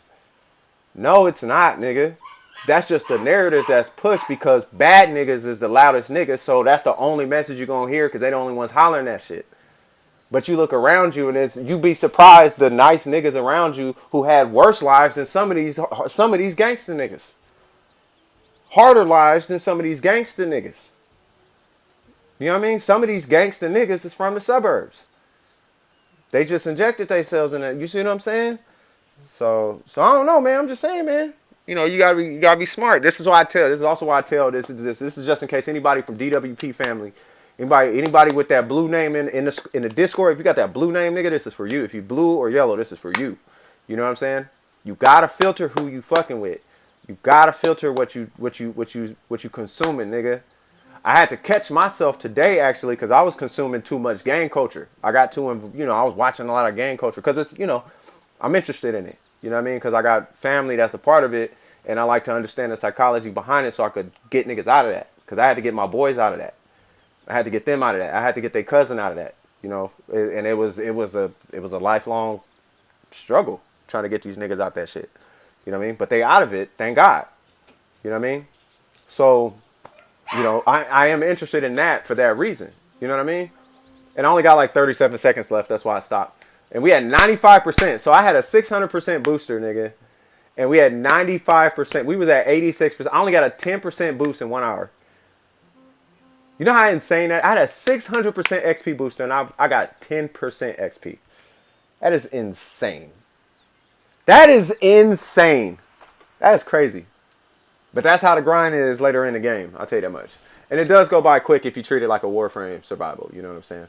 But we finna bang this next one out. It's not going to be a problem. But I want to make sure I got that message out to you guys, though. You know what I mean? Like, if you're part of this squad, you got to filter what information you taking in online. Because a lot of shit that you're going to see online is put there purely for entertainment purposes only. And you have to acknowledge that fact right there. It's not put there for you to actually take it serious. It's not put there for you to put it in practice. It's not put there for you to, like, you know what I mean, relate to it or nothing like that. It's put there only for entertainment purposes only. And as long as you could go in with that mind state, understanding that you are not supposed to replicate or do what these niggas is doing, then you should be just fine in the grand scheme of things.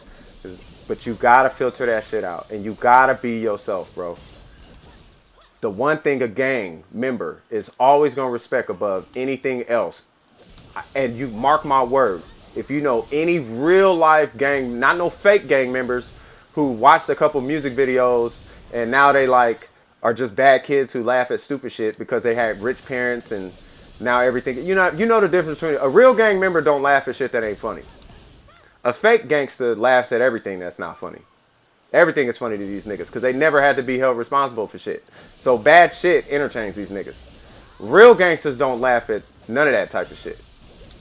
That shit is not, because they don't want to be in that life. There's a difference from having to be there and wanting to be there. Wanting to be there, you're not really a gangster, nigga.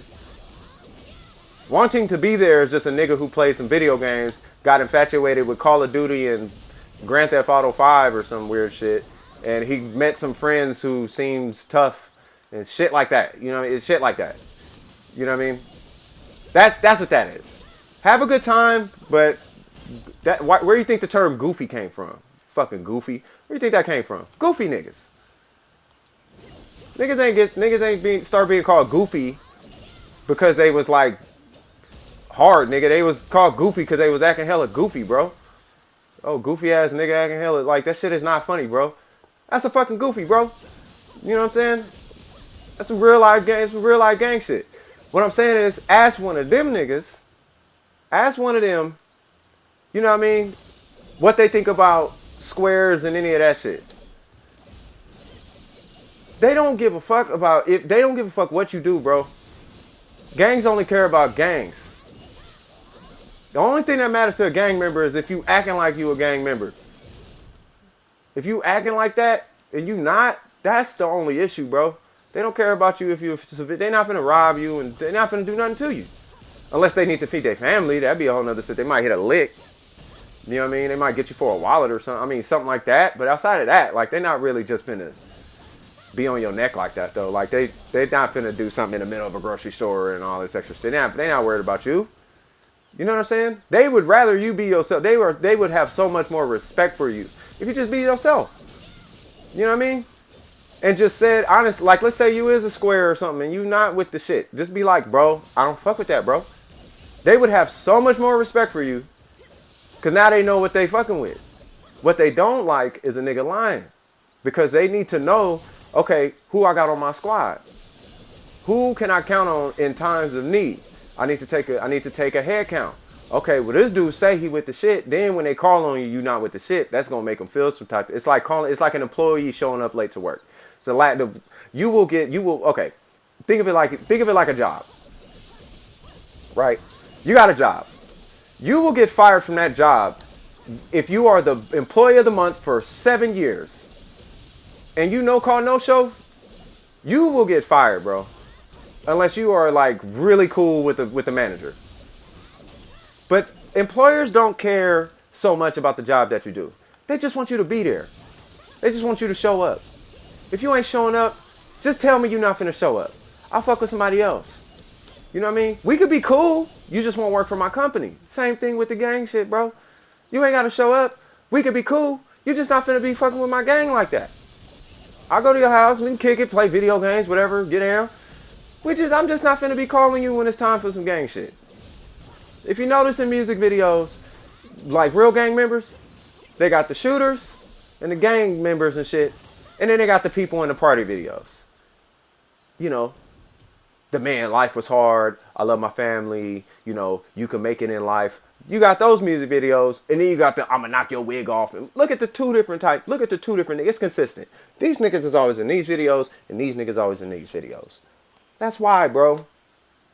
That's all it is. Ain't nothing more to that. My dad used to tell me not all homeless people are out there because they got nowhere and are disabled. Some of these dudes out there because they just didn't fit into the mode of society. That's some society type of shit. And that is kind of the case. But I'm going to tell you, this is what I believe personally. Sometimes these niggas is out there homeless as fuck because they burnt bridges, number one. Okay?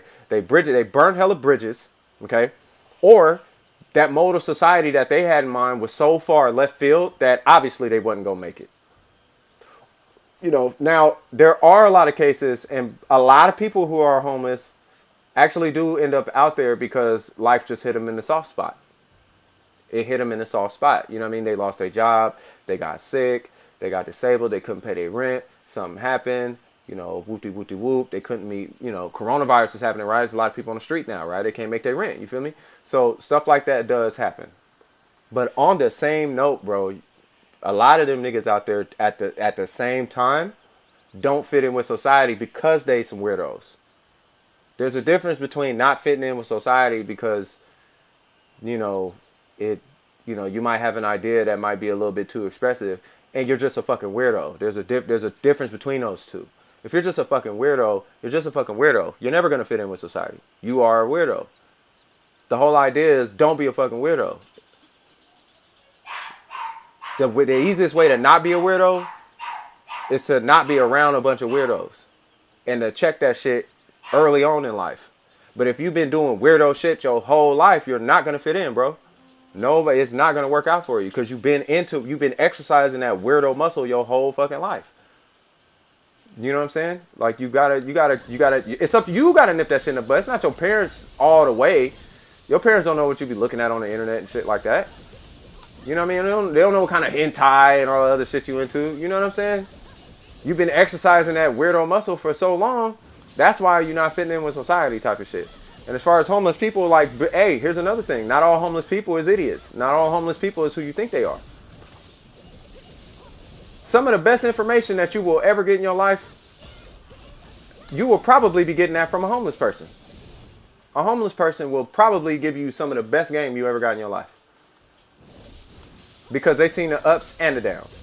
You meet you a good homeless person, man, like, they got wisdom beyond your wildest imagination, bro. They got real wisdom, bro. You know what I mean? And some homeless people just really want to be homeless. Like, they actually choose to be homeless. They really do. No drugs or nothing. Some of them choose to be homeless. Just life is easier for them that way. They just are more comfortable or more used to being homeless. Some of them been raised homeless. And they just used to that. They don't really feel like they don't want to pay bills. You know what I mean? Or whatever the case might be. I think it might have disconnected. Did it disconnect? No, it didn't disconnect. Okay. You know what I'm saying? So it's about really, like, when it comes to people, you really got to think about the full range of the different types of people's stories that you could be running into. You know, not every single story is clear cut and dry. You know what I mean? Once you recognize that, you'll start to get a little bit more discernment into figuring out who you should and should not be fucking with. You know what I mean? Like, you'll be able to pick out a person from a mile away. Like, okay, I've met such a humongous range of people and such a humongous range of just different personalities. And I heard so many different wacky stories that it's like, yeah, if I hear anything close to this story, I know that's a red flag and I might want to either stay away or I'll hear them out. But after I hear them out, I'm still going to have to, like, I don't know about that. You know what I mean? And you got to choose your friends wisely. This is to the young bucks in the squad, bro. You got to choose your friends wisely. But it's back to that filter thing, man. You got to filter what you checking out in your life. You got to filter what you taking in. If it's funny, it's funny. By all means, get your laugh on, smile, be happy, all that other shit. But you got to really stay away from the fuck shit, bro. If it don't feel right, don't do it. I'm telling you. It's not going to be a good look later on in life. You're going to become desensitized to the fuck shit, and it's going to fuck your life up when you least expect it. It happened to so many people in my circle. They were doing weird shit as a kid. They got older, and because they were desensitized to weird shit, next thing you know, he in prison. Next thing you know, he on drugs. Next thing you know, he's 5150 talking to himself and shit. I'm telling you, like, I'm telling you, you got to filter who you fuck with. You got to filter who you fuck with. You really do. You know what I'm saying? And the people who is super duper honest with you, and here's another thing. Just because they super real with you, don't necessarily mean they got your best foot. They don't mean they got don't mean they got your, they don't mean they got you in mind like that. That just mean they just super honest with you. You know what I mean? They'll tell you, oh, your feet stink. I don't care about you. Your breath stink. Whoop, whoop, whoop. They'll tell you, they'll keep it real with you. Yeah, you shouldn't be with her, blah, blah, blah, blah, blah. But just because they saying that, don't necessarily mean they got don't mean they necessarily putting their best foot forward for your well-being. You know what I mean? You really got to pick that shit up. You really got to pick people apart to know who really cares about you or not. The simplest way I could put it. The way you and your parents treat each other is the way that you and your partners should be treating each other if you have a good relationship with at least one of your parents. The same way you love your mom or your dad should be the same way your partners love you. If your mom don't want you doing drugs, your partners shouldn't want you doing drugs. If your mom don't want you joining the gang, your partner shouldn't want you joining the gang. If your mom says is on you about school, your partners need to be on you about school. They need to be out there trying to see you win, nigga.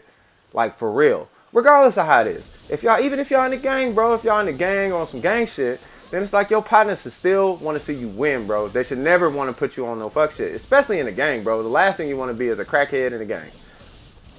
If you're in a gang and a nigga's offering you drugs like that nigga's not really looking out for you, bro. That nigga trying to set you up, homie. That's a setup, my nigga. It's a setup. If a nigga pass you a lace blunt, that's a setup. Like, immediately. If a nigga pass you a cabbie, unless that's what y'all niggas do. If that's not what y'all do, it's a setup, my nigga. As soon as the program change, it's a setup, my nigga. You gotta watch that. You gotta watch that shit. Watch who you fucking with. Oh, you was drinking Sprite earlier today. Now all of a sudden this nigga got a whole different soda in his hand and he wants you to take a sip. Don't drink that shit. It's a setup, my nigga. I'm telling you. The thing is, here's what's crazy though. Because y'all niggas young, it's hella easy to catch that shit. You just gotta go with your gut feeling, nigga. Your gut feeling is saying this nigga don't never drink Mountain Dew. He only drink Coca-Cola. Why he got a Mountain Dew and why he want me to take a sip?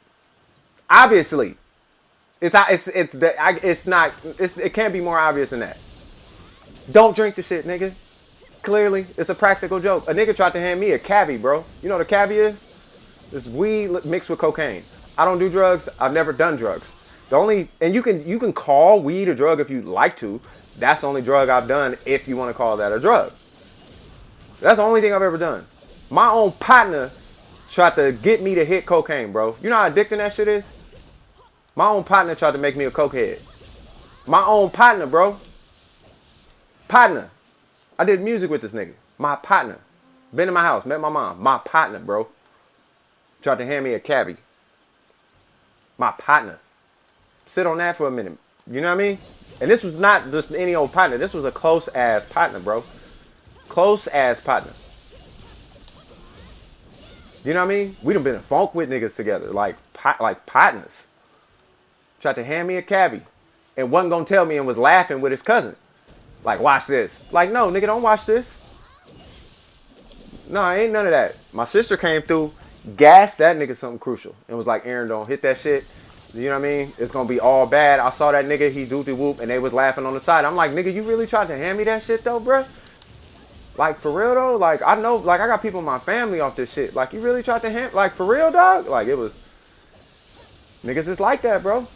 Weirdo shit. This nigga caught, and then, I'm telling you, the weirdo shit is real. Later on in life, this nigga called himself a weirdo. He was leader of the weirdos, bro. You know what I mean? And I ain't talking shit behind niggas' backs, but that's what it was, bro. You know what I mean? I went with my close female friend to a party because her dad wanted me to watch her. She went to the bathroom and I was at the corner. Yeah, that's what's up. That's how me and my girl met. Not met, but that's how me and my girl hooked up. She was at a party and niggas was trying to fuck on her, right? But I was feeling hella bad because she's my partner. She was like a sister to me, dog. You know what I mean? That's how much love I have for her. You know what I mean? But it's like I had hella love for her. And I'm like, I ain't finna let no niggas get on you. You know what I mean? If any nigga gonna get on you, you gotta want that shit. If you ain't wanting it, I ain't letting no nigga get at you like that.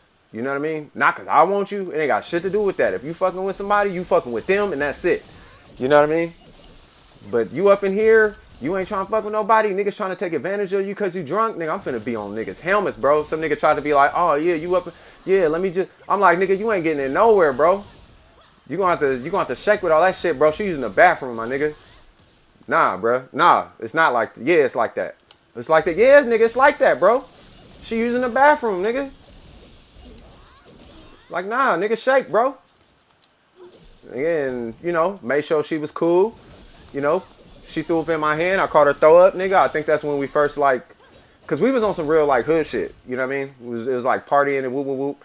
And then, you know, she had to throw up. And I couldn't get a trash can in time, nigga. I grabbed a napkin off to the side and caught that shit. And I rubbed her back. You good? And she was like, I'm good. I'm like, all right, cool. And I threw that shit away and grabbed the trash. I got a bag and she threw up and shit. Made sure she went to sleep, nigga. Closed, locked the door, and walked the fuck out. Nigga, and I guess she was grateful for that shit or something. But I just want to make sure she was cool. You know what I mean? But it's like, that's how I am with my partners, though. Like, if you my partner, that's how I am with you. Male or female, it don't matter. If you're my partner, man. Like, I gotta make sure that you're good. Because if you're not good, I'm not doing my job as a friend. You know what I mean? Because I'ma be okay. But I've been in too many situations where my niggas is not okay. So I'm very concerned about my niggas. I'm very concerned about my partners because I'm always okay. But my niggas is always hurting somewhere, somehow. So I'm just like, nah, I gotta make sure. I have this weird thing where it's like, I gotta make sure my niggas is cool because all my niggas been getting fucked up since I was younger. You know what I mean? Fights, I mean, you name it. You know what I mean? Even like her, like niggas is trying to take sexual advantage of her and shit. Like, I don't know, man. So I just been always trying to be. That's probably where I get that daddy shit from. Because somebody said I'm acting like I'm their dad at one point. But that's why, nigga. It's like, nigga, somebody gotta look out for somebody. Because not everybody gonna look out for you, nigga. And I know how that feels to not have people look out for you. You know what I mean? So I trust myself. But I only trust myself, though. I have a real hard time trusting other motherfuckers because ain't nobody got my back, nigga. But I trust myself that I'm going to have your back, though. Because niggas is fugazi, especially on the internet. Niggas be doing some weirdo shit online. So I don't trust no nigga with nothing. But I know what I'm finna do with this shit. I know I'm not finna get over on you or hack your shit. I don't even want none of your information. I just know I ain't finna fuck with you on no fuck shit. But I don't trust nobody to not fuck with me on fuck shit because there's too many fuck niggas online. But I think that's a good thing that you had her back at that party. That's what I'm trying to say. You know what I mean? When she came back, let me see. Somewhere where I do pulled up and poured white powder in a drink and stirred it and left. Yep. When she came back and was about to drink it, I straight up walked up to her, grabbed her hand and said, I'm taking you home. Well, yeah, you could just threw the drink at the dude. Well, no, you didn't do it. Nah, you did the right thing. You did the right thing. My dumb ass, I would have took the drink and threw it at that nigga. Or I would have got at that nigga. Like, what the fuck you doing, bro? Like, hold on, blood. Like, nah, hey. Or I would have handed it back to him. Like, hey, man, you forgot your drink. Like, nah, this yours. Nah, I got her a drink. It's cool. Be like, oh, nah, this ain't mine. Be like, nah, that is yours. Nah, I saw you put some shit in there, right? You put that little white, you had some shit, you put some shit in there, right? I mean, I assumed you added like some flavor or something to it, so nigga, that's yours, bro. But nah, her shit is, I poured her a new one, bro. She good. Not a nigga stayed and, but my dumb ass, back in the day, I would have stayed. Back in the day, I was a dumb ass, bro. I used to love fucking with people. I hated fuck shit. I hated fuck shit. It used to be so hard for me to walk away. It used to be really hard for me to walk away. I used to like really have to really get in on somebody's throat. Because I really hated that because I've seen too many people get taken advantage of. That's really kind of where that comes from. You know what I mean? Too many people got taken advantage of. And it's like, man, I can't keep watching this shit. This shit get on my nerves. So I would just, oh, you doing that? Oh, okay. Yeah, we finna talk about this. You know what I'm saying? But you did the right thing. That's the right thing. What you did was the right thing.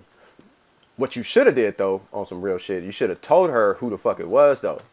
Because now, next thing you know, she might go to another party, that nigga might be there, and he might put that same shit. You might not be there. But she might not have that eye out for him, though. So she might see that nigga and be like, oh, that's that nigga that tried to drug me. I'm going to keep my eye out for this dude because this nigga tried to drug me. You feel me? So I would have told her and been like, yeah, nah. Yeah, you got to watch this nigga because he out here trying to rape bitches. You know what I mean? But I still think you did the right thing, though. You told her? Okay, for sure. Yeah, that's what's up, man. You got to look out for your peoples. And in situations like that, you need people who will do that for you. Those are the people you need in your circle. This is my life lesson to you about relationships with human beings, bro. People, what you did for her, you need people who will do that for you. When you get blitzed, drunk or drugged, and you down in a situation, you need people who's going to pick you up, protect you, and take you home, tuck you in bed and shit. You need niggas like that and not go through your wallet. Who going to have your wallet right there with your money laid out on the dresser so you can count it when you get up. You need niggas like that in your corner, bro. You need homies like that where you're comfortable passing the fuck out. You need friends like that. Those are your friends. And they don't got to be day ones. You know what I'm saying? They don't have to be day ones. They could be day 2085, nigga. But you need good people in your corner. You know what I'm saying? T-Pain said it best, bro. Like, day ones just because they day ones don't necessarily mean they're going to be day forever. You know what I mean? Just because they're day one don't mean they day nothing. That just means they were there in the beginning. It doesn't mean they had you the whole time. I had a day one in the clan that kicked almost all my clan. Remember that? He was a day one in a clan and kicked 90% of the clan. Because he was drunk and he felt some type of way. That's what a day one will do to you. Because day one, it gives you a sense of entitlement. That's what a day one does. That's my day one. So they feel a sense of entitlement. But you meet a new nigga, you meet a new friend, and it's like, okay, there's a new friend. Well, he obviously ain't entitled to nothing, but we finna just try and grow in life, I guess, together. I'm gonna try and get a whip, he gonna get a whip. I'm gonna get a new job, he gonna get a new job. I'm gonna get a raise, he gonna get a raise. And y'all just try to outdo each other or some shit like that. You know what I'm saying? But you need people that's gonna kind of do that. You know what I'm saying? Even if it's a girl, boy, it don't matter. Whoever it is. You know what I'm saying? Let me see. Oh, I told her about it after I took her home. I'm usually the friend that's around just to pick up the drunk boys. Because I'm going to be real, these parties aren't my vibe. If they not your vibe, then they not your vibe. You know what I'm saying? You got to be yourself. Like I said earlier, man, a real gangster respects somebody who's themselves. If you don't like parties, you don't have to, just don't do what you, if you feel like you have to do something, especially around people, if you feel like you have to be a certain type of way around people, you got the wrong crowd. On a side note, if you are doing what you want to do, and what you want to do is some super cutthroat weirdo shit, and your friends are down with that, you still got the wrong crowd. Right? If niggas is jumping off bridges and you're jumping off bridges with them, you are not in the right crowd. At the same time, if they are jumping off bridges and you don't want to jump off a bridge, you got the wrong crowd. You know what I'm saying? On the same note, if they, I don't know, if they're working at FedEx and you don't want to work at FedEx, it doesn't mean you got the wrong crowd. It's just, metaphorically speaking, you have the wrong crowd. You know what I mean? Metaphorically speaking, you have the wrong crowd. You see what I'm saying? But you got to be able to be yourself. And you could be friends with people who work at FedEx, metaphorically speaking. Just don't be friends with people who rob banks, metaphorically speaking. You know what I mean? That's what I'm saying to the young DWP folks up in here. Like, I'm talking to the blue name, part of the Warframe clan type niggas. Like my niggas. Like, I'm talking to y'all and any new kids that might show up who might need a little bit of information that maybe some older folks didn't tell them. You know what I mean? Because they, you know, parents might be too busy at work or something like that. Like, yeah, man, this is stuff that your parents is going to tell you. Choose your friends wisely. They might have not had that conversation with you, but you have to. It is critical. It is critical to not just your survival, but your becoming the next Elon Musk, bro. You will not be the next Elon Musk choosing terrible friends. You will never be rich, famous, whatever the hell dreams you got set in front of you. You will never achieve that shit choosing terrible friends. I am telling you this from a hell of a lot of experience with a hell of a lot of fuck niggas.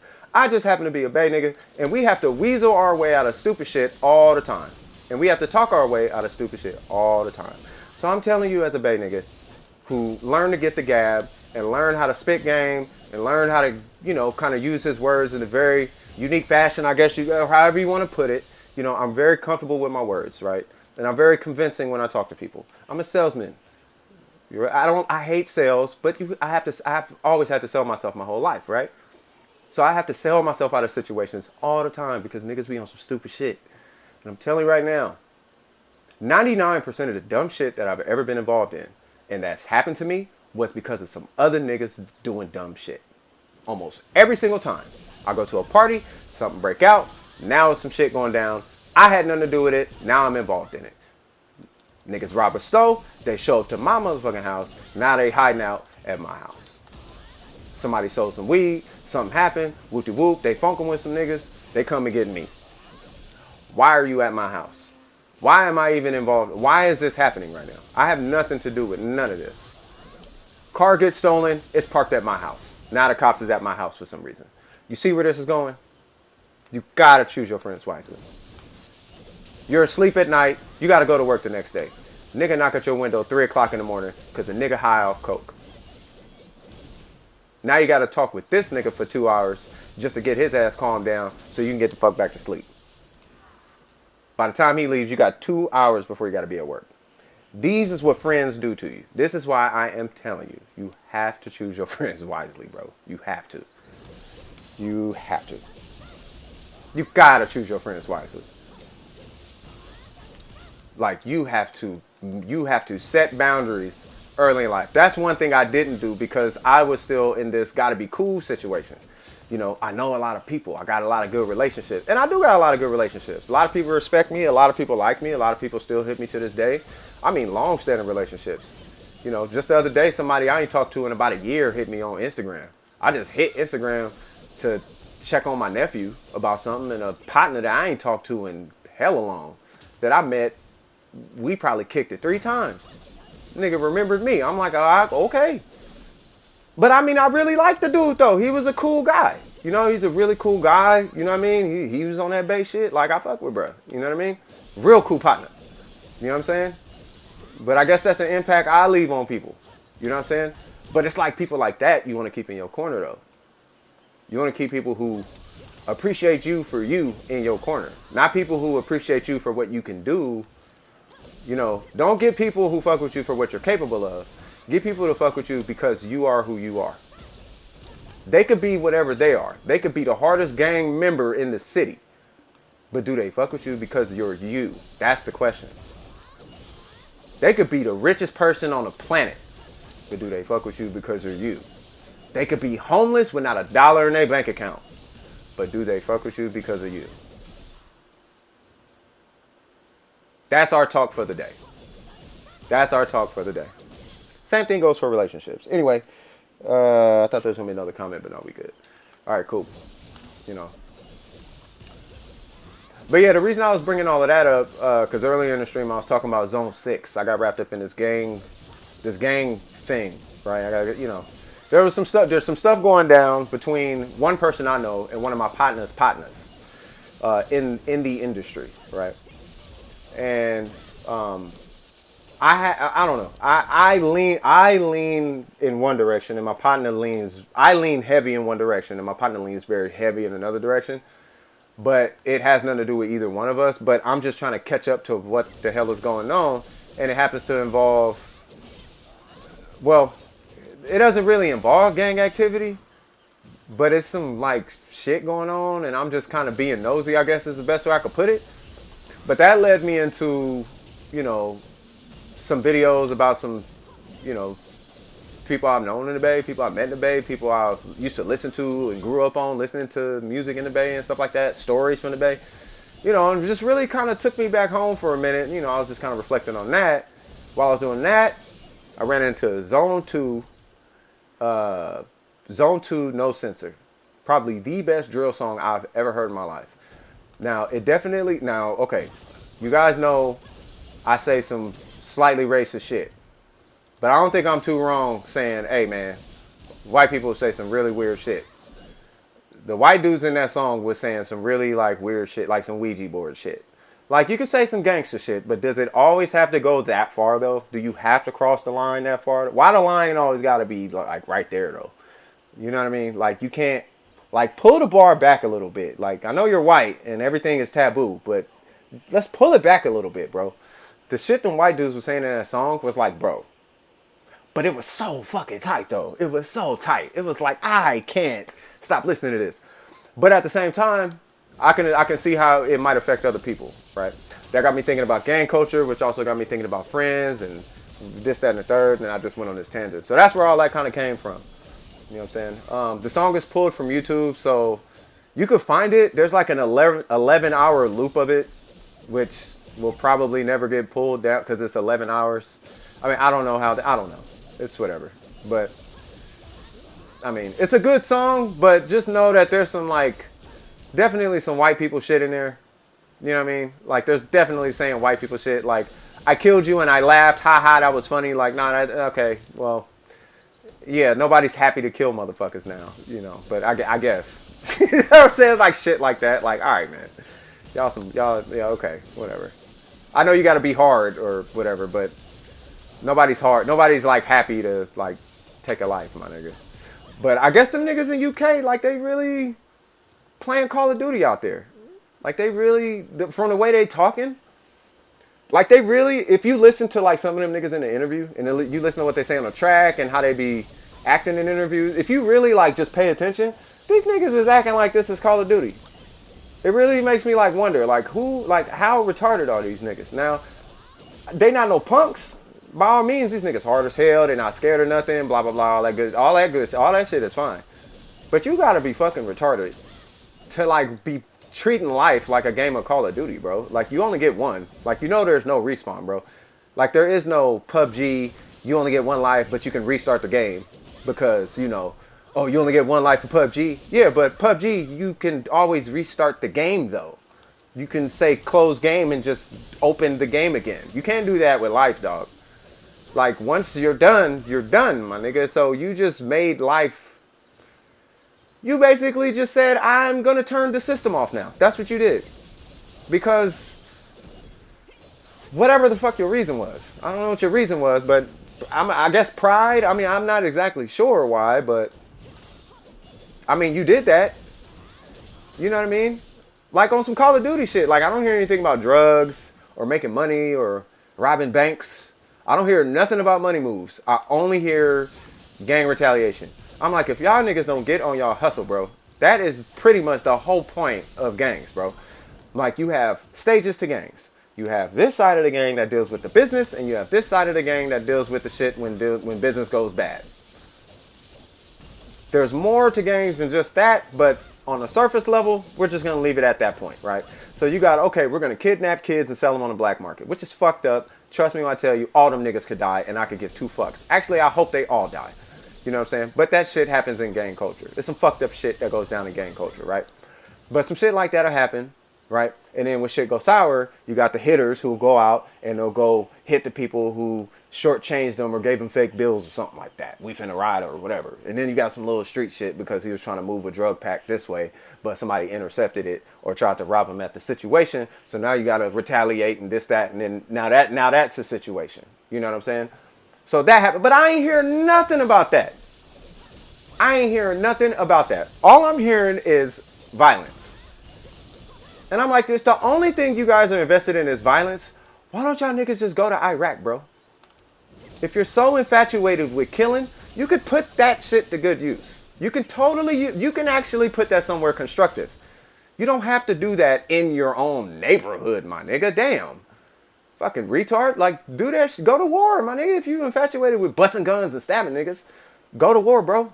Join the military, dog. Like, there's a place for you. I tell this to my little niggas all the time. There's a place for everyone in this world. You just gotta pay attention to it. If the only thing you want to do, this is to my zone, not my zone 2 niggas, but zone 2, what is it, Moscow 17, whatever fuck gangs out there in UK, y'all niggas, okay? If it's not about money, because this is what I'm hearing in the States. It's Trap Lord Ross, okay? I got this from Trap Lord Ross, okay? I ain't hear nothing about money at all. I ain't hear nothing about money. If it ain't about money, then nigga, y'all need to do something else.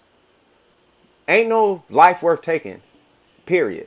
But if y'all ain't even doing the shit for money, nigga, then all you motherfuckers got the game super twisted, and it's clear y'all niggas is 30 years behind what the fuck we been doing here in the States as far as gang banging. Y'all got gang banging hella ass backwards, bro. If y'all gonna be doing that. And if that's what you're into, I'm telling you right now, you can actually feed a small village based on the money you would make in the military if you would just take that stupid shit you do in the streets and just go to the military with it. Do that. You don't have to stop being yourself. You don't have to stop stabbing people. You don't have to stop shooting niggas with headshots. You don't have to stop rapping about it. You just take it from here in the public and you move it like here on the battlefield. And you do that because it's war here. But if it's war, here's the thing that used to always get me. If you take a gang member and you have that nigga talk to like war veterans and shit, right? Compare those two people. I'm going to tell you, this is facts, my nigga.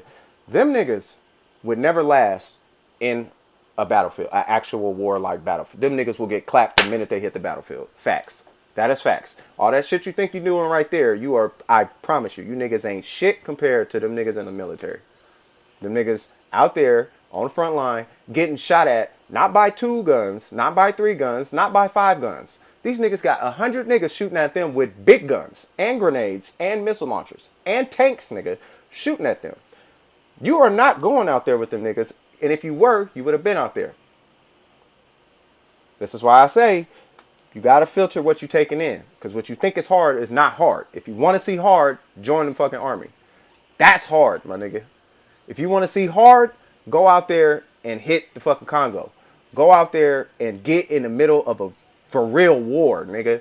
That's hard. Walk with a backpack that's twice your weight for 2, 3, 4, 5 miles, nigga. Break all the sweat you want to, but do that and sleep in the middle of sand dunes, nigga. And stay out there with rations and eat nothing but nothing, nigga. Do that without going butt fucking crazy. Now you're hard. That's hard. Done with precision. Push yourself to the limit. If you gonna be that nigga, at least do some good with it. Fight for your country, my nigga. Now I can really respect you, bro. Now I could really put some respect on your name without cringing. You know what I mean? If it makes any sense, you know what I mean? I hope it makes sense to somebody listening to this. This is no disrespect to any gang members, bro. Trust me, I come from a gang capital, my nigga. I'm from California. This is gang capital of the world, bro. Like, this has been, it's not a good thing. It's not a good thing. I'm not glorifying it. I'm just saying I'm from here. Gangs, like, the Crips started here, nigga. Like, come on. So what I'm telling you is, like, nah, bro. It's, you can like, I'm telling you, as long as we in California have been fighting against this shit, bro, I'm telling you right now, it's not worth it, bro. It's never been worth it. It's made for a short, small amount of people, right? And some people get caught up in it for the sake of their own personal, what's the word I'm looking for? Personal security. And some people get caught up in it because they have no options. Some people get caught up into it because they glorify it. They really think that that's the business. Them the niggas that get taken advantage of. If you don't believe me, look at Chris Brown's situation. If you don't believe me, look at Chris Brown, bro. One heel blood for a sec, you see what happened to his ass. Like, you not, like, you know what I'm saying? So if you are into that, Zone 6, Monty Python, whatever. I know it starts with an M-O. That's all I know. Moscow. There we go. Because I'm like, I don't think of the UK when I say Moscow. But I know why it's called Moscow, because Russians and, you know, it's what I don't know. It's some shit, something that got to do with guns being called Russians or some weird shit. I don't fucking know. I don't know what the fuck I'm talking about. All I know is Moscow, September. Y'all niggas, if it has nothing to do with money, you're doing it backwards. I'm telling you right now. You guys are literally just playing a game of Call of Duty and no one's winning. Like nobody. Like nobody's winning. You're not getting stripes, dog.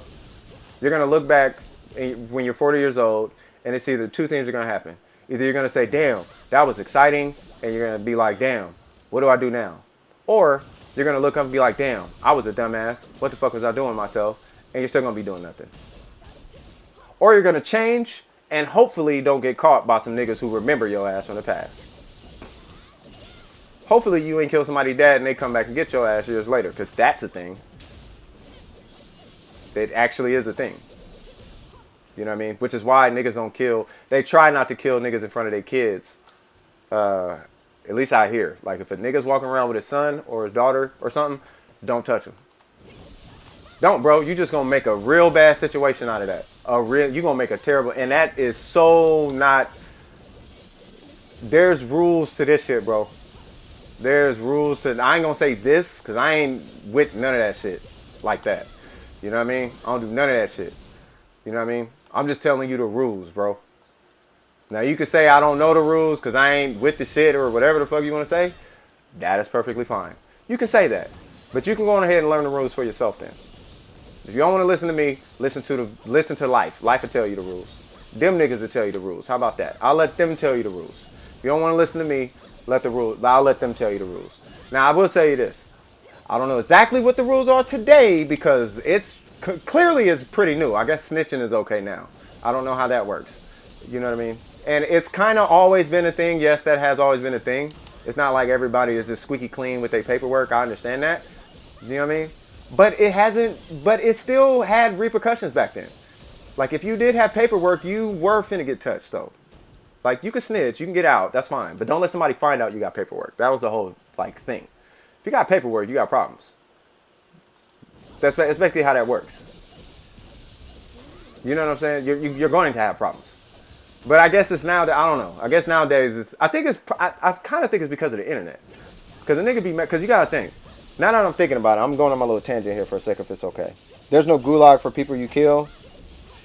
Yeah, there is no gulag. There is no gulag. It doesn't work like that. People die and they just die.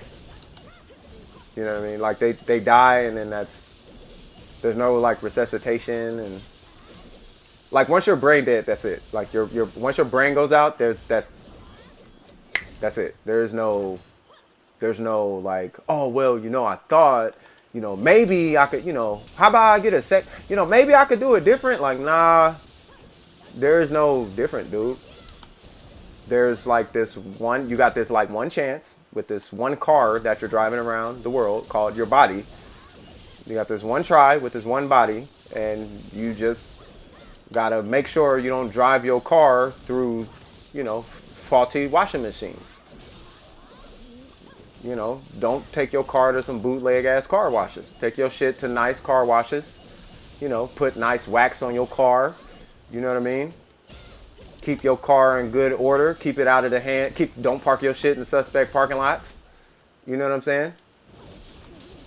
You know, just take care of your shit, man. Take care of your speaker system. You know, you can knock the 808 and all of that. That's cool. But sometimes that shit may blow a speaker and you got to go and pay and get that fixed, aka therapy. You know what I'm saying? Fuck around, get PTSD out here. You know what I'm saying? So, you know, you just got to be cool. But the first part of that, though, is you got to realize that you are in control of your life, though. You're in control of your life. The only people who have more control than you over your life are your parents. Of course, the police, yeah. But they won't have control over your life if you're not doing weird shit. They only fuck with you when you do weird shit. You know what I'm saying? Once you start doing weird shit, then you start getting police involved. You know what I'm saying? Now, there's other circumstances. I get it. You got the whole police, black people. I got it. But for the most part, I'm talking about to the masses, to the absolute mass majority of people out there, bro. You ain't gonna be running into issues with cops if you ain't doing no weird shit. If you just driving on the freeway to go pick your daughter up, or to go drop something off because you're running a business, or you just going to work. You know what I mean? You're just going to work. You're not slapping music hella loud with a Hennessy bottle in your hand or blowing hella weed smoke out your car with shades on and just looking the part, nigga. If you're not doing weird shit, ain't nobody worried about you, bro. Think about it. I actually told one of my nephews this. I was like, you know what's funny, bro? You know how much of a fuck the cops give about you? It's the same fuck you give about all these cars that we're driving past. You see how many cars we're driving past that you're not paying attention to? Yeah, that's what the cops think about you right now. It's you, it's the cop and like 300 cars. What's the loudest, most obvious car out of everybody? Don't be that car. If you're that car, you are obviously making yourself a target. Hey, I'm putting y'all up on some Bay Area game. The easiest way to not get caught is to not be seen. You know what I'm saying? And I'm not saying don't get caught, like do illegal shit and don't get caught. What I'm saying is, if you don't want problems, stay out the way. Just stay out the way. You don't have to have problems. Just don't go to where problems are. If you go to where problems are, you're going to have problems. That's like going to McDonald's expecting to buy a skateboard, nigga. No. You got to go to a skateboard shop to get a skateboard. If you want a hamburger, that's when you go to McDonald's. And you don't go to McDonald's to get a fucking Whopper. You go to McDonald's to get a Big Mac, dog. If you want a Whopper, go to Burger King. You know where you're going. Nigga, who raised you? In the great words of T.K. Kirkland. Nigga, who raised you? Who raised you? You know what I'm saying? What's going on, Pablo? How you doing, man? I love T.K. Kirkland for that shit. Nigga, who raised you? I be wanting to ask that to people though. Like, I'm so glad he came up with that. Who raised you? That's a great question. That is a great question for a lot of people. People who do dumb shit, you just want to ask them, nigga, who raised you? Who raised you? Who is it? Was it a wolf? Was it a dog? Was it the internet? Was it Barney? Who raised you? Was it YouTube? Was it Reddit? Something raised your ass. Had to be Tumblr. Was it Tumblr? Had to be Tumblr. It had to be. It had to be. That's the only place where you will find people who say, I smoke meth. And everybody's like, yes, that's a good thing. It's the only place you'll find that shit. It's on Tumblr. I can't find that shit on Reddit. I'm sure it's on Reddit. I can't find it on Reddit. I'm not going to look. But I'd be hard pressed to find a spot on Reddit where people are like, yes, meth is a great thing. And it's like a whole ass community. Like, yeah, man. And they're talking about different ways of cooking and shit. I doubt there's something like that on Reddit that's like super legit though. It's probably a meme spot, something like that. Tumblr now? Oh, I'm pretty sure that's a thing on Tumblr. I'm pretty sure that that's a legitimate thing on Tumblr. You know what I'm saying? Like, you'll find that on Tumblr. So once again, nigga, who raised you? What's going on, LXJ? How you doing, brother? Yeah, so in this one, we are grinding this. I'm trying to hit level 60. And while I'm grinding level 60, I was just talking, just talking to be talking. I could keep my voice silent. Let me know if y'all want me to keep talking. You know what I'm saying? Once I hit 60, which should be right around the corner now, I'm at 99.6. So once I hit level 60, we're gonna take a short break, and then I'll change the title of the stream, and then we just gonna hang out for a little bit, man. You know what I mean? Might change the title to a podcast, something like that. You know what I mean? Because I'm just in here trying to, like, make people think, like, if there's anybody, really what it is like, if there's anybody who might be thinking about, like, okay, let me back it up. I was talking about Zone 2. I saw the Zone 2 video, no censor. It's been out a year, I guess, right? So I'm super late to the party. But I saw it, I thought it was fire, loved the song, it was dope, whoop, whoop, whoop. But I heard some of the lyrics in it, I'm like, okay, you can be hard, but there's certain attributes about people that lets me know that there's still a soul there, right? Now, if there's no soul there, then at that point, I don't give a fuck if you die or not. I don't give a fuck if you die in the street. I don't care about you. You're soulless. If you're soulless, I can't help you. You're not a human being. You're not a part of the human race. You might as well just be this big rock right here. If you get hit by a boulder and split in a bunch of pieces, I don't give a fuck because you're soulless, right? You are of no benefit to the species called human. You are not with us as a whole. You are not walking the old lady across the street. I cannot rely on you to do the right thing if an old lady needs to cross the street and I'm unavailable. If a kid is in trouble, are you going to save the kid? Right? So there's some lyrics I heard in there that kind of had me feeling that way. So I want to talk about drugs, but I noticed one thing that was not talk about drugs, but talk about money. And like I was talking about gang culture, right? So I'm thinking to myself, like, okay, the Zone 2 situation, everything I'm hearing about them is just about violence and retaliation. But at no point in time am I ever hearing anything about money, which I'm hoping at least give me something to work with, dude. Hopefully something in there, in whatever they're doing, has something to do with getting money. Something. Because if you're doing it because you're bored, then every one of them interviews that I watched are null and void, bro. Every interview where it's like we're oppressed and all that shit is null and void, bro. I have no sympathy for you, my nigga. If you're doing it because you're bored and those are your friends and that's why you stab people, you have absolutely, whatever happens to you, I have no sympathy for you, dog. At all, my nigga. It's because you're not doing it for survival. You're not doing it to help your mom, my nigga. You're doing it because it's cool and all that shit.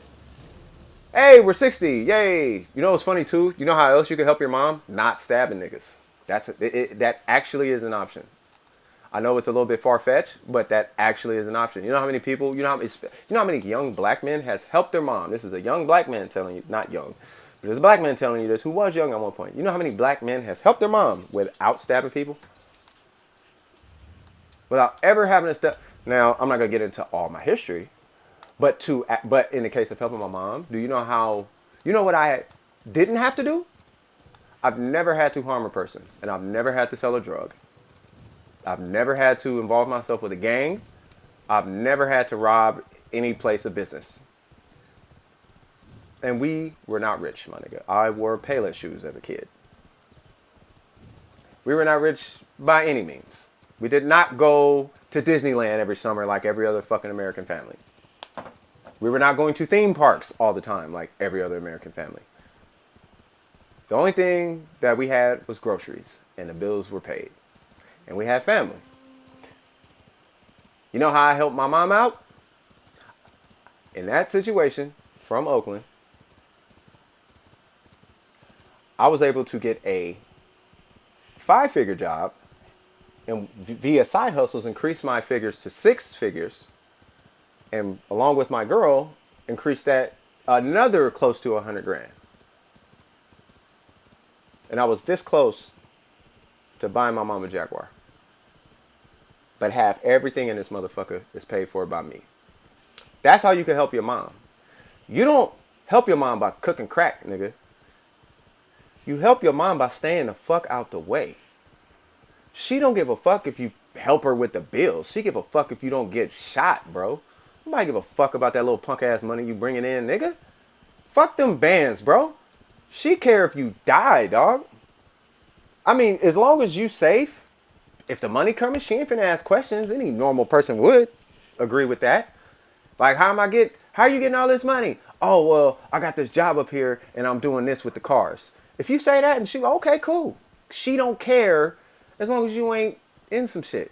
If you bring her $100,000 and she say, how'd you get this? And you say, oh, I moved some drugs to Colombia. She gonna slap the fuck out you and throw that money at you. That's because that's what normal mom, that's normal, bro. It's not abnormal to care about somebody's safety over money. That's not an abnormal thing. So, what I'm telling you is you don't help your parents out. Listen to the niggas who's giving this story. I had to help my mom out, so I had to start cooking crack and moving weed and shit. That's not an excuse to be doing that shit, bro. Somebody had to help with the rent and help with the... No, you had a ratchet ass parent that let you go out there and do that shit knowingly. That was a ratchet ass parent. So that's the parent's fault. That's not your fault. That's the parent's fault. But if they didn't know at all and you went out there and you did that shit on your own, that is not that is not a good enough reason in my book, dog. If you was my little brother, if I feel like this, because me and my girl was struggling for a minute financially, and we had the boys. Them niggas was, I told them, matter of fact, they tried to hand me money. And I would grab it and I would throw that shit out the window. And I said, I don't want none of this shit. Keep that shit out my motherfucking house. I don't want that shit or anything I got to do with that in this house. You keep that and that shit out the house. If I don't see you at Taco Bell, I don't want no money from you, nigga. If I don't see you at the Taco Bell, the McDonald's, or any of these other fucking places, I don't want no money at all from you. And you keep that shit out my house. Because that money ain't shit. Because I know what money look like. And they stopped coming in with money. These niggas ain't had shit. Hey, we all struggled together. I kept them out that shit, bro. I did my hardest to keep them out of that shit. Now to be fair, after I grew up and after they grew up, you know what I mean? I started hearing some stories, and it's like, well, some shit was hid through the house. That's fine. Just I don't want that shit. You ain't helping me with that. You making that decision. So I don't want you coming back to me like, oh, well, you know, I had to help you. No, nigga, you ain't help me with shit, bro. Bills were paid. You did that shit. You made that. That was your dumb ass decision. That's why you caught up with them niggas now. You see what I'm saying? I ain't asked you to do that stupid shit. You did that stupid shit. If I asked you for help, that meant get your ass out there, get a job, mow some lawns, do some shit like that. I ain't asked you to go sell drugs, nigga. I don't need drug money, bro. If I need a drug money, I'll sell the drugs instead of putting your ass at risk. You see what I'm saying? As a parent, nigga, I'm not going to sacrifice my kids so I can pay my rent. No, nigga, I'll sell the drugs. You go do the regular job. You know what I'm saying? It only make fucking sense. If anybody's getting sacrificed, I need to get sacrificed because you're the future. So why the fuck would you think that your parent would be okay with you selling drugs and shit? Fuck that quick ass money. If I can make $100 grand in a year with no fucking college degree, you know what I mean? In the 2000s, after racism and whatever and all this extra shit, you can make $100 grand. Bro, I mean, I don't even got a college degree. I don't even got a high school diploma, bro. I was making $100 grand a year. If I could do that shit, what the fuck is your excuse? And I was drunk the whole time. And half the time I had lupus, bro. So if I can do that, what the fuck is your excuse? You see what I'm saying? So to y'all little niggas out there with all these fake ass rapper excuses, stop doing that shit, bro. It's not, you don't need that to do that shit. If you want to be a millionaire, fuck with millionaires. It's not hard to make $1 million. Just fuck with millionaires. You can choose how much money you want to make. You know what I mean? Don't get me wrong, there's levels to the shit, but you can kind of choose how much you make. You don't have to, like, being hard is not the only option. You see what I'm saying? That's like not the only option. You feel me? But we 60 though. We 60 though. That's all I'm chipping on. All right, before I go take this break, let me go ahead and upgrade some of these skills. Because I am juiced. I think it was this. No, that's 58. It was this one. It's like that. It was like that one, and that's like the only reason I wanted to hit 60. Everything else was cool, but that one right there, that was like, I shit you not, that was like the only reason I wanted to hit 60. Was just to max this out. Like, that's it. Just that. That was it. Just so I can do this. And it hits so much harder. That was it. The whole reason I wanted to hit 60. Kid you not. So sad. So sad. So that's what you get when you hit 60. You get pretty much all of nothing for hitting 60. You know what I mean? We were 59, 58, whatever. As you guys can see, you don't really get much as far as succession. You know what I mean? I guess I get this. That actually I did need. So let's go ahead and grab that. But yeah, I mean, that's pretty much about it. You know, I guess you get this for hitting 60, but I don't use that. You see what I'm saying? So you don't really get a lot for hitting 60. You get a lot in Awakening for hitting 60, but outside of that, you don't really get much. You know what I'm saying? So for anybody in this game who hasn't hit 60 yet, who's thinking about hitting 60, you basically top off the stuff that you get if you're Succession, but it does improve your Awakening like a lot more. So I do recommend hitting it if you're Awakening. If you're not Awakening, 58, 59, you're good. You're pretty much good for the most part. You do get a huge bump on some attacks in Succession, but it's like, You know what I'm saying? Like, Anyway, we're going to take ourselves a short break. Hope you guys are having a good time so far. Yeah, when I oh, snap, we got a few subscribers. All right, cool. I don't know if I should go ham again. Like, the way they came in and was like, we just got hella subscribers out of nowhere. I'm like, man, I don't know. I'm still kind of keeping my eye out for them weirdos on the other side of the tracks. Like, I don't know, man. Y'all can, you know what I mean? Like, hey, man, I got my eye on all y'all. I still got all y'all niggas usernames too. You know what I'm saying? I still got all that. I still got all that information. I got y'all Discords. I got all that shit, bro. You know what I mean? I'm keep up. My eyes are wide the fuck open, bro. You ain't catching me slipping, nigga. I'm gonna get y'all before y'all get me, type of thing. You know what I mean? On some DWP shit. Anyway, let's take a quick 5. It might even be less than that because I'm just gonna hit a cigarette a couple of times. And then we're gonna come back and then we'll do something else. You know what I mean? I might even retitle it, go to Genshin, something like that. But it's really just me streaming, catching up with y'all, and you know, just sharing a little bit of game that I got, so on and so forth. Maybe a little podcasty type of thing too. You know what I'm saying? So anyway, let's take this break. We're gonna put on some.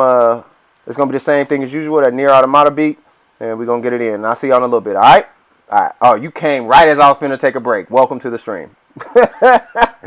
We're going to take a quick 5, though. You can come back in 5 if you like. You can stay for the 5. It's up to you. It's usually like 3 minutes, but whatever. Anyway, I'll talk to y'all in a bit. All right.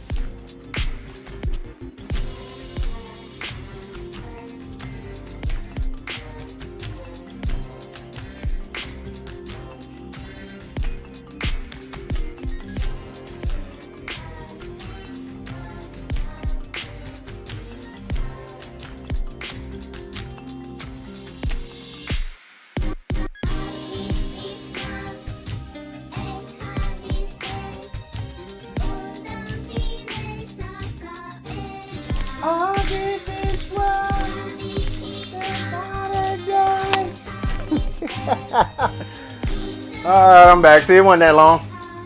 How y'all doing? Sing it! Sing it!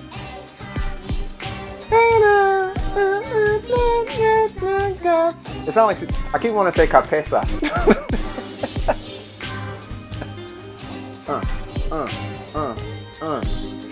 Anybody got bars? Somebody got bars. Somebody need to rap on that. Somebody need to do a diss song at me. You and your DWP whoop whoop is weak as whoop whoop whoop. I don't even care. I'll tell you, if you diss me, I'm gonna come at you with some shit though. All right. Anyway, all right. So what we finna do now? So we level 60, right? We've been grinding this. Let's see how much money we got. We've been out there for quite some time. Let's go ahead and sell this, and then shout out to that. Where is he at? Yeah, shout out to Lost Light on that Final Fantasy 14, getting it super in.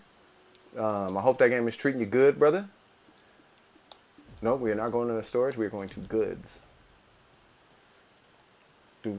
Actually, I should probably go to the weapon person because I need to repair my stuff. Hey, this city kind of clean though. I was thinking about setting up shop over here because a lot of the farming stuff over here is kind of cool, but I don't know what the return. I don't know what the return is looking like though. All right, so how much did we get? So we got 800,000. We made 6 million. All right, cool. And then whatever this stuff is worth. What is this? Oh. Okay, I will. That's got a super low drop rate though. This is cool though. This got a dumb low drop rate though. Like that's not okay. But I do need these though because I'm putting together some at another hustle where I'm making $1 million a pop, but it's only $1 million a pop, and that's where it's like, because shit in this game costs stuff that's like worth it is like billions. Like what one of the things I want to upgrade my hustle is $2 billion. It's gonna cost $2 billion for that shit, and I'm like, I'm not sure about that. I need to put these in the market actually. What is this? Okay, I need that. So yeah, man, I hope y'all doing all right. I don't know if I want to keep talking about the gang thing because that is, in my personal opinion, it's like super toxic to even be talking about that type of shit. You know what I mean? But it is something I think somebody needed to hear it.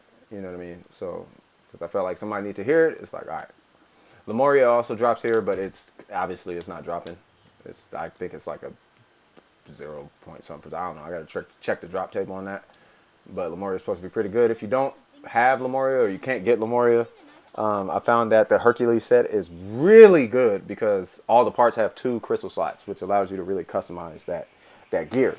Of course, if you're experienced at this game, you already know what gear you're going for, which is probably going to be boss gear, of course. But if you're new to the game like me, then yeah, you're probably not going for any of that anytime soon unless you have a good $300 to $500 in your bank account, which is good also.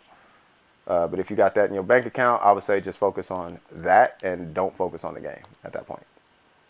You should probably not be playing this game if you got $300 to just throw in the wind like that.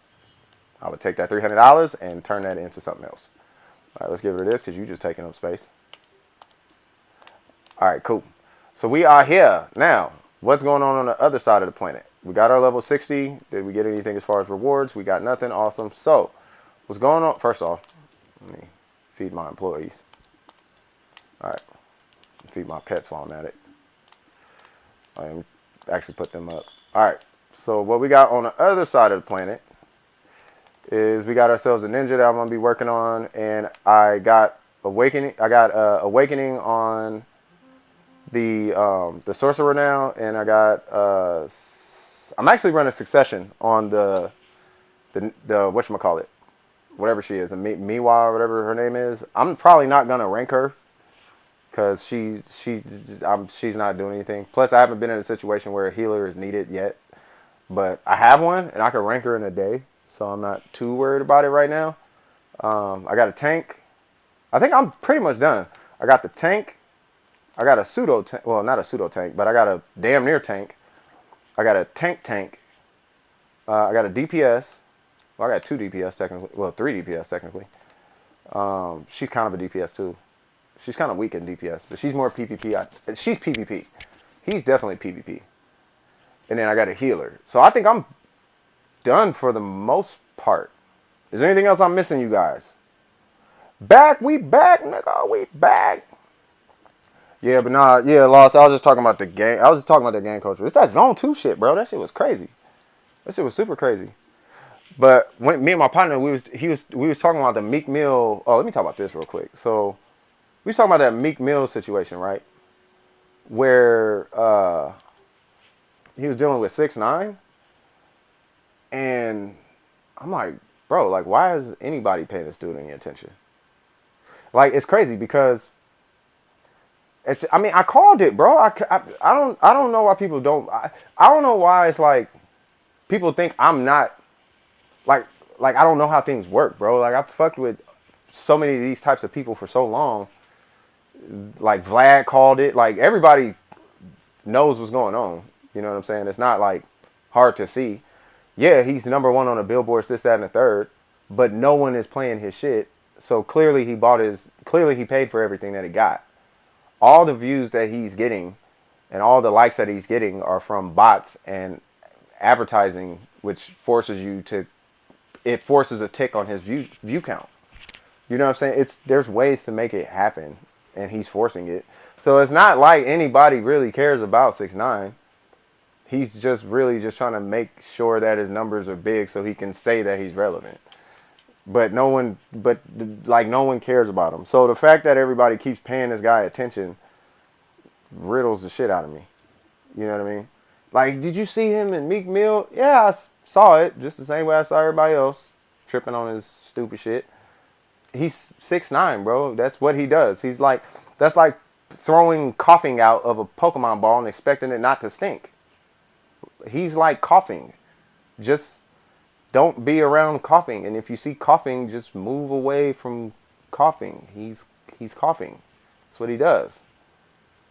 He's loud and obnoxious and says dumb shit. That's what he's supposed to do. He's like born to do that. He'll fizzle out just like anything else fizzles the fuck out. You know what I mean? The reason he's still here is because y'all niggas keep focusing on him. So to some degree, somebody want him here still. Even though everybody's saying, we don't want him here. If y'all ain't want him here, y'all stop tripping on him. But clearly, somebody want his ass here. Otherwise, he wouldn't be here. But he's here. So, right? I mean, it's got to be something to that. I mean, I don't know. Maybe I'm crazy. I don't know. Maybe I'm crazy. Let's say I'm crazy. I'm crazy. I'm kooky. I'm a kooky nut, and I have no idea what I'm talking about. When was the last time you willingly went to YouTube, typed in 6ix9ine, and hit play and was nodding your head to that shit? When was the last time you went to YouTube, typed in 6ix9ine, and hit one of his songs? When was the last time you hit like on his song? When was the last time you was scrolling through YouTube, saw a 6ix9ine song, and clicked on it? When was the last time you was playing that shit in your car? When was the last time you was fucking with him like that? When was the last time anybody you know was fucking with him like that? Humor me, my nigga. Humor me. Humor me. Entertain. Just let me know. Let me know. Because I don't know anybody like fooling with 6ix9ine like that. Like, at all. Oh, yeah, network's acting weird. Come on, network. There we go.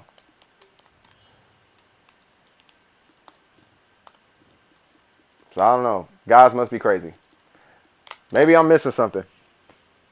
But the nigga is so irrelevant. It's not even a relevancy thing. It's not even a relevancy thing. He's relevant. There ain't no shame in saying that. He is relevant. But he's not important, though. He's just a thing that's known in the universe. Ain't no reason to get mad at him. Ain't no reason to trip on him. Ain't no reason to argue with the nigga. You ever been... look, for you guys who haven't been... Nobody in my remote circle bumps. Yeah. So check this out.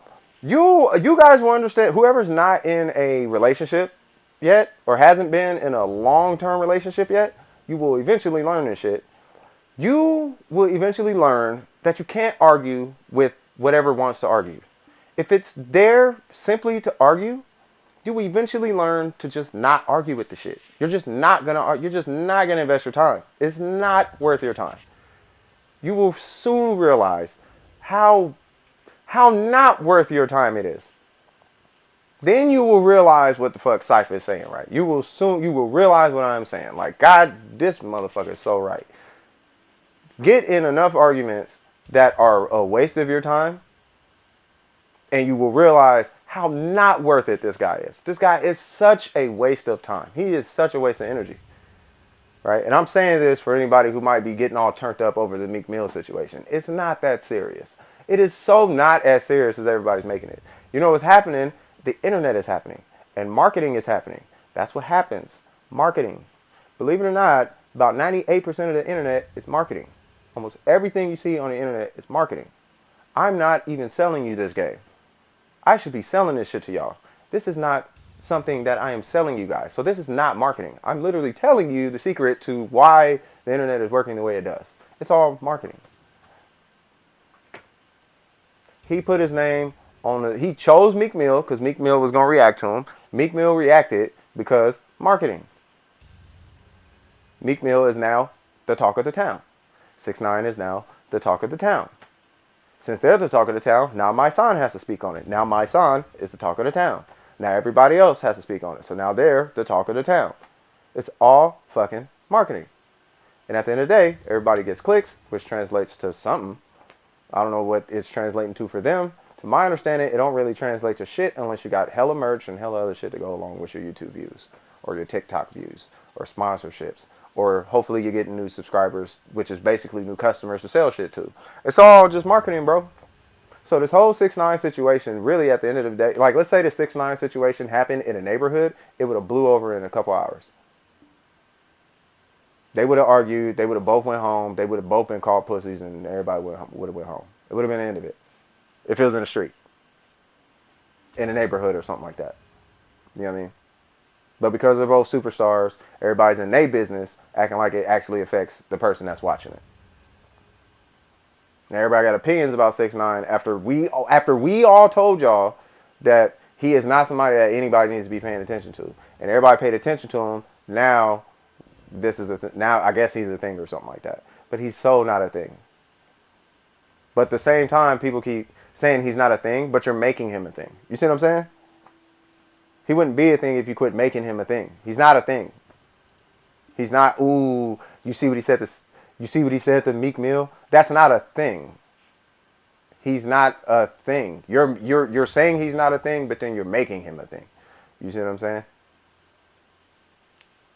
So if when you saw whatever that situation was, if you felt some type of way about 6ix9ine or Meek Mill, you got sucked into bullshit that you shouldn't have been sucked into. You have to work on yourself. That's a sign you need to work on yourself. If you got roped into that, that's a sign you need to work on yourself. Because you were paying attention to shit that you shouldn't even be. That shouldn't even be. It's not. You're paying attention to the wrong shit. That it's not a thing. You're paying attention to things that are not even a thing. You need to pay attention to things that are actual things. Like TED Talks. Like, who the fuck is your president? What do your local laws look like? Things like that. You should pay attention to that. What's your bank account look like? What do you got lined up in the future? What's your future goals? Who's your girlfriend? Is she cheating on you? Shit like that matters. Is she faithful? Do you love your mom? Have you seen your dad in a while? Think, shit like that matters. Not Meek Mill and Tekashi saying dumb shit online. I don't know why that's a thing to people. I hope that makes sense. You see what I'm saying?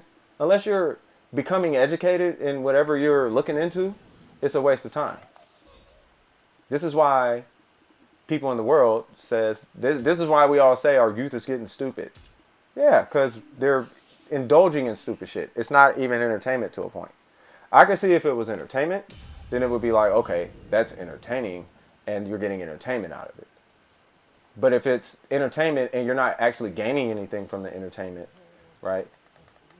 Like okay, I'm going to sound really weird when I say this, but I hope that this makes sense to you guys, okay? There's entertainment that can teach you, right? Like South Park. South Park is satirical, like against the grain kind of, it's satirical, really edgy humor, but it's a really core message. It's a good-willed message behind everything they do. It's a good-willed message, right? They don't say things just to say things and troll people. They say things because there's a message behind what they're saying. You know what I mean? Do you like, um, do you like fish sticks? Yes. Okay, then you're gay. I'm not gay because I like fish sticks. No, you said do you like fish sticks? Yeah. Then you're gay. I don't know what the problem is. It's a joke. You're like, and then Kanye goes, that's a message. They're saying that Kanye might have a issue, and it might be something that people need to look into. He is a little crazy. That's what they're saying. That's the joke, is that he's crazy. He's genius, but he's fucking crazy and he's narcissistic, and that might need to be something that he might need to check himself on. That's the joke. You know what I mean? But when the joke is, I'm just fucking with people to just be fucking with them, like, boom, you're losing brain cells. There's no lesson in it. You see what I'm saying? There's nothing to gain from it. It's like the difference between Dave Chappelle and Boonk. You know what I mean? You can fuck with Dave Chappelle or you can fuck with Boonk. I fuck with Dave Chappelle. A lot of niggas was fucking with Boonk. I wonder where them niggas is at in life. Don't get me wrong, some people need a little bit of slapstick humor in their life. But you gotta be like, you gotta take it with a grain of salt. You don't want to overload yourself with the shit. All right, so the game is tripping, so I am going to restart this real quick. And I guess Call of Duty got an update. And I guess they gave out, side note. So I guess Genshin got an update where they were giving out a bunch of Primo Gems or something. If you guys finished your thing, I hope that you guys got Primo Gems. Let me know how many you guys got. Actually, you don't even got to let me know. Whatever you got is a blessing. So I hope you got what you guys wanted out of that. You know what I'm saying? Let me see. You talking about them now is making them a thing, goddamn. No. What I'm doing, I'm taking the hit so that you guys don't, so that it doesn't become a thing with you guys. That's what I'm saying. I don't mind taking it. You know how I am, bro. I don't mind taking it to the chin. You know what I mean? I'll take it to the chin so other people don't. You know what I'm saying? Because ain't nobody saying what I'm saying. You know what I mean? I'm trying to just get people back on track with what they should be prioritizing. People be prioritized on the wrong shit. Think about, look, I am the brunt of this situation, okay? That situation with the dude, I'm not even finna say his name, right? I was paying attention to some shit that I shouldn't even be paying attention to. It was literally a waste of time. That was some less than 6ix9ine type of shit. You know what I'm saying? So with that, I'm just trying to make sure that people aren't making it bigger than it is. Because what happens is people get in the habit of blowing things out of proportion. We're already kind of at that point in time in the world. It's really just the internet now I think about it, but we are at that point in time where something might happen at work and then it gets blown out of proportion, and now all of a sudden HR is called and this is called and that's called and shit's just crazy. You know what I'm saying? I haven't touched the game Genshin in months, to be honest. I burnt out hard for that. Yeah, I burnt out super hard for that game, bro. I'm C4 Ningguang though. I'm C4 Ningguang. I'm super happy for that, but I'm super burnt on that game. I'm so burnt on Genshin Impact, bro. Every day, like a job, I was like, I don't want to look at this game right now. Like, after not playing that game, I'm like, I am so over that game. I play that game every day almost since it was out. Like, I play that game every day, and I'm just like, dude, for the lack of stuff they get, like when it hits the grain in Genshin Impact, and it's like, you really start going against the grain on your grind, and they just never give you what you're looking for at all, ever. It's just like, I am so burnt on that game. You know what I mean? You burnt it. Yeah, you burnt it. I think a lot of people burnt. I told them 6 months. People going to burn the fuck out. They're going to get tired of farming artifacts and dealing with resin, and people are just going to start moving to other games. So I think so we might see some changes coming from the company, because I could call it, but ain't nobody going to believe it because it's just little old me. But I figure if I say something, then I said it. At least I said it. They can take it how they want. If it slipped through the cracks and they didn't read it, fine. But I'm saying it so you can consider it. If you don't consider it, fine. You don't have to consider it, but trust me when I tell you, I know exactly what the fuck I'm talking about, dog. I am not new to any of this shit. That game is going to burn out in 6 months. And, nigga, they're going to be sitting on their last leg, and the only demographic they're going to have is the little Asian communities that play those types of games. And that's it. Nobody else is going to play that game. Nobody's fucking with that game. You know what I mean? They made their $1 billion. I was recommending that because they're not going to change, because it's a mobile company. They're not going to change. So I was recommending that they take that money and move that money into different investments. You know what I'm saying? So actually come out with a Genshin Impact that's a different game, but it's Genshin Impact, but it's an actual like desert, like Black Desert, right? Come out with a Genshin Impact that's like MMO, right? Like Black Desert, Terra, World of Warcraft, any MMO, Blue Protocol, Breath of the Wild, where it's like no resin, it's not any of this weird gating thing. You can customize all your shit. You buy the game like a $60 game situation, right? I'll say move your money into a different investment. It doesn't have to be another game, but just a different investment, and keep the mobile thing coming. But eventually the game is going to die. It's going to die. You know what I mean? You don't have to believe me. You can just wait and see if it dies, or you can play it and keep trying to keep the shit alive in spite of what I said. Some people do that shit. Do that. I don't give a fuck. I'm just saying the game is going to die though. And when it dies, I don't know what they're going to do, because they have a great game on their hands that they're not going to be able to get back. And that's going to really suck, because it's a great game. But ain't nothing we can do about it. We're not the decision makers. You know what I'm saying? So, but yeah, so that's that. I don't know. We'll figure it out. The game died? No, it's not dead yet, but it's going to die. You know what I mean? Yeah, it's a good game. Kind of why I like Final Fantasy 14, that it's not much of a grind right now, but more so exploring, because it's a massive works with so many mechanics and features. It just comes with content after content. Yeah, that's what I'm saying. So the thing with Genshin Impact, it's a great game, right? But it's not that it didn't have enough content. They had enough content to work with. The issue was that they were gating everybody behind this like bullshit mechanic. That was their kind of like their whole issue. You know what I'm saying? If they wouldn't have did that, I think they would be way better off. But they didn't want to listen to nobody, because mobile developer, I'm not exactly sure what their reasoning is. You can call it greed, you can call it whatever. I don't really give a fuck what it's called. I just know that they made their decision, right? So that's their decision. That's their decision. You know what I mean? There's so many other games out here that everybody can play. I don't have to play Black Desert. You know what I'm saying? You see what I'm saying? Like, we don't have to play the games we play. And that's something I've been really preaching to the guys in my clan. I've been really preaching that super hard. Like, look, we don't all have to play the same game. Trust me, I would love that we all did play the same game. But we don't all have to play the same game. You know what I'm saying? Play the game that you want to play. And then if we meet in the same game, cool. If we don't meet in the same game, cool. At the end of the day, play the game you want to play, bro. Because the last thing that any of us need to be subject to is being stuck in a game, playing a game that we're miserable playing. Because I got that way with Warframe. You know what I mean? I felt terrible playing Warframe. That game was... I hated that game at one point. You know what I mean? But I was playing it for YouTube, and I'm like, I am not going to be that guy playing a game for YouTube. That is what's not going to happen. So I stopped playing that shit. And I'm not finna slave myself to no game, and I don't think anybody else should. It's a video game, bro. You shouldn't be a slave to a game. Come on, bro. It's a game. It's a video game. The game is it's a game. The game serves you. You don't serve the game. You know what I mean? I'm telling you right now. Look. And when I say this, look, man.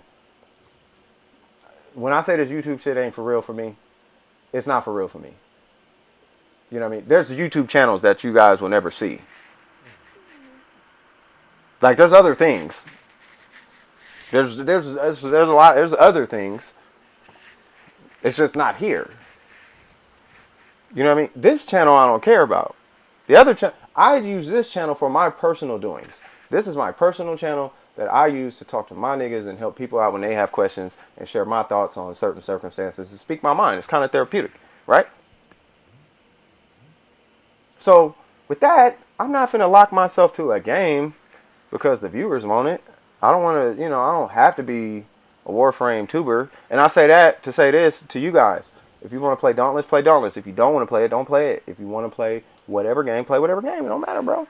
It's funny how I wanted all of us to play the same game, and now a good amount of us, amount of y'all on BDO, but I'm off of Final Fantasy 14. Ironic for me. Nah, believe it or not, from the old school DWP, most of them went to Final Fantasy 14.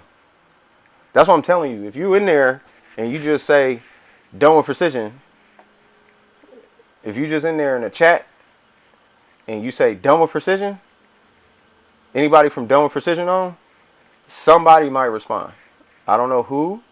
I don't know how they feel about the clan now, but you might see some DWP niggas in there.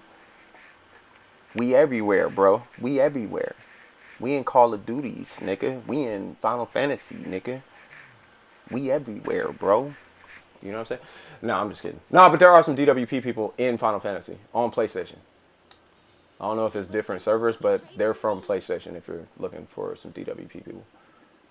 But yeah, we just gonna upgrade this Samurai Champloo. I'm actually thinking about going try on my level 60. But I want to go try on this gear because I want to move this set over to like the set she has on right now. This one. I want to move this over to my S.Lahn.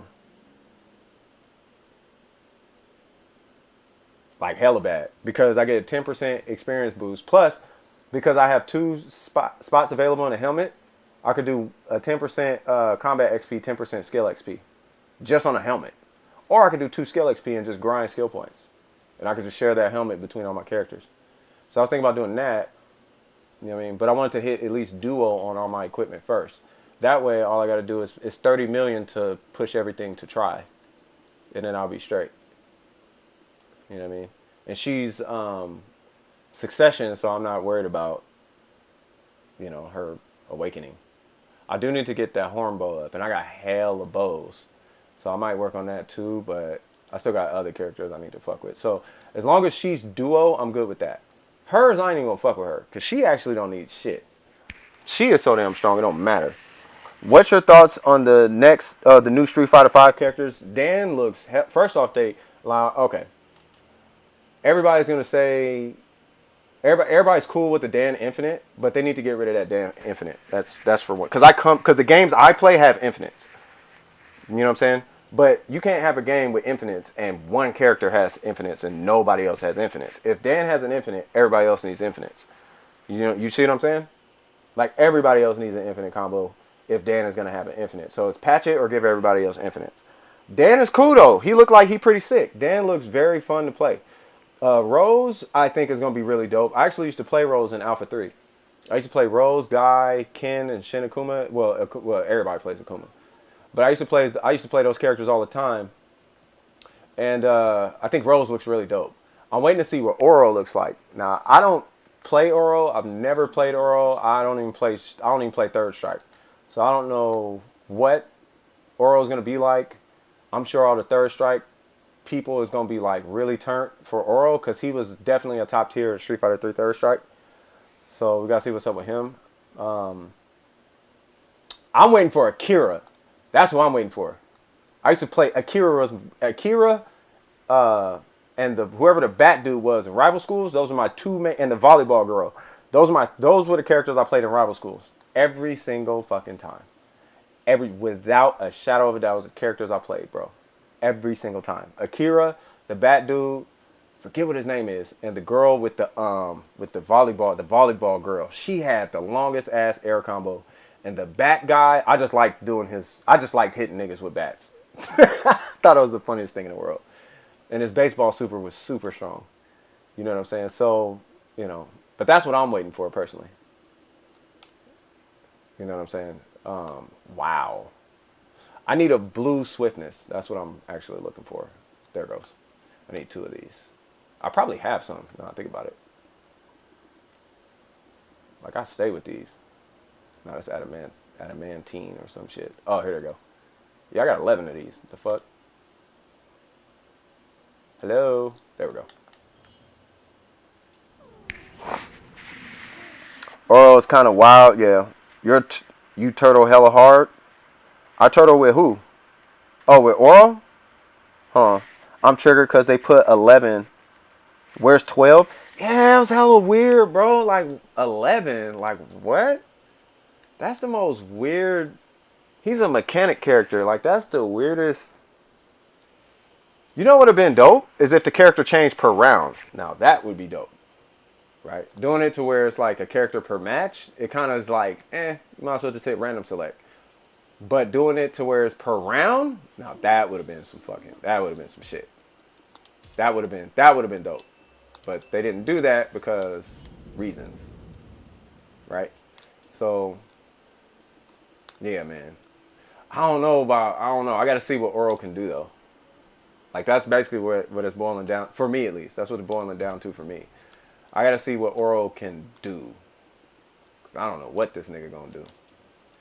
I wonder if he's still gonna have his weird like little, because he used to throw these like fireball dots. I wonder if he's gonna keep that. You know what I'm saying? That would actually be pretty interesting to see what he does with that. That would be really interesting. Bro, I love this fucking set. Okay, so Trent, no. Cray, nope. Ancient Guardian necklace, nope. Because all I needed was that extra 200 weight. And then plus I get all this extra stuff. Okay, so now with the Cray weapon, because I'm going to end up doing this to the, because my other one has a Barris weapon, a Barris blade, but I don't like need the Barris blade. Absorption. Oh, I hope I got, oh no, that's not even the right one. No, that's not even the right one. Shit. These fucking crystals is expensive too. It's a main weapon and it's a Karme. But I need a gold one. Oh shit. Oh, is it this? No. It's a cheap ass one though. But it's like, I'm so glad it's hella cheap if I could find it. It's a cheap ass Karme one. And it gives you crit and attack speed with your melee. See, crit and attack speed, but it's just a regular Karme. Yeah, they only got all the clutch ass Karmes in here, like Jin and all that other shit. Is it this one? Yeah, it is. Okay. Oh, it's blue? Hold on. Do I got that? Because I bought hell of those. Yeah, here. Oh, yeah, nigga. Oh, no, that's Addis. Fuck. Fuck. Fuck, I have to buy it? Ah, I gotta buy that shit. All right. I'm gonna just buy a bunch of them. Because I put that shit in every weapon. Until I get, like, billions, like, nigga, that's the build right there. That's if you new to this game, nigga, this is the build, bro. This is the build. Like, if you new, nigga, you ain't going wrong with this one. You get 2 of these. And make sure it ain't nothing cheap, because some people, yep, they be jugging them for hella low sometimes. We're going to get 4 of these. Yep, and I'm going to get some more, because I need, shit, I might just buy 14 of these motherfuckers, like, because I use these shits all the time. Oh, I can only get 10? Fuck it. All right. Yeah, so the whole idea is that you can only fit, so now here's the fucked up part. This is where them super expensive crystals come in. So on the stat sheet, right, I don't have crit. The whole thing is you need to fit, you can only fit so much into what you're working with. You know what I mean? That's the part that kind of sucks. Now, by using these 2 crystals, I'm going to be over speed 1. But that's the cheapest crit crystal that I can get, bro. The rest of them are like 2 crit, but it's hella other shit.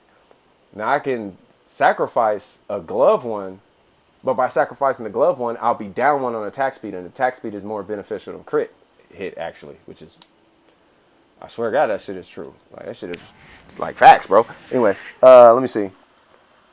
That's my main. Oral's your main? Hold on. We got to come back to this conversation. Hold on. That's my main. Who's your main? That's number 1. Probs, he will call. Props he will, because that's his main control. Because his aerial is sort of weak, at least in third strike. Yeah, see, that's what I thought. Oh, so so Oral's your main in third strike. Oh, okay. If Oral's your main in third strike and he got that weird fireball Chun-Li step shit still, bro. that air stomp shit he used to do, bro, that nigga's gonna be, he was cheap, dude. And he had to, the Yoga Flame? Not Yoga Flame, but Dalzim's super, Dalzim's critical art. That was Oral's super in third strike, except he threw it with his fingers. But he blows fire, nigga. But if he still has that, bro, I'm gonna call that nigga Dormammu. He's gonna be Dormammu of Street Fighter. He is gonna be the Dormammu of Street Fighter 5. If he's Oro, like the way I remember Oro, he's gonna be the Dormammu of Street Fighter 5. Like for real. Nah, get up, get up, get up. All right, so I actually want crit to be. So that's the highest that I can get with the build that I'm aware of, right? It's a farming build. It's not meant for any super crazy anything, but you get max attack speed.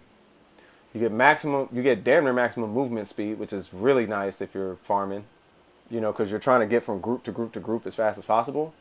You get a little bit of crit, which is nice, and you can supplement a lot of that with your movement speed. I honestly don't know where this luck is coming from. I don't think it's coming. Maybe it's coming from these. I honestly don't know. I don't think it is. Yeah, I don't know where the luck is coming from. It might be from, I guess, these or something. Maybe it's from these. I don't know. I don't know where the luck is coming from.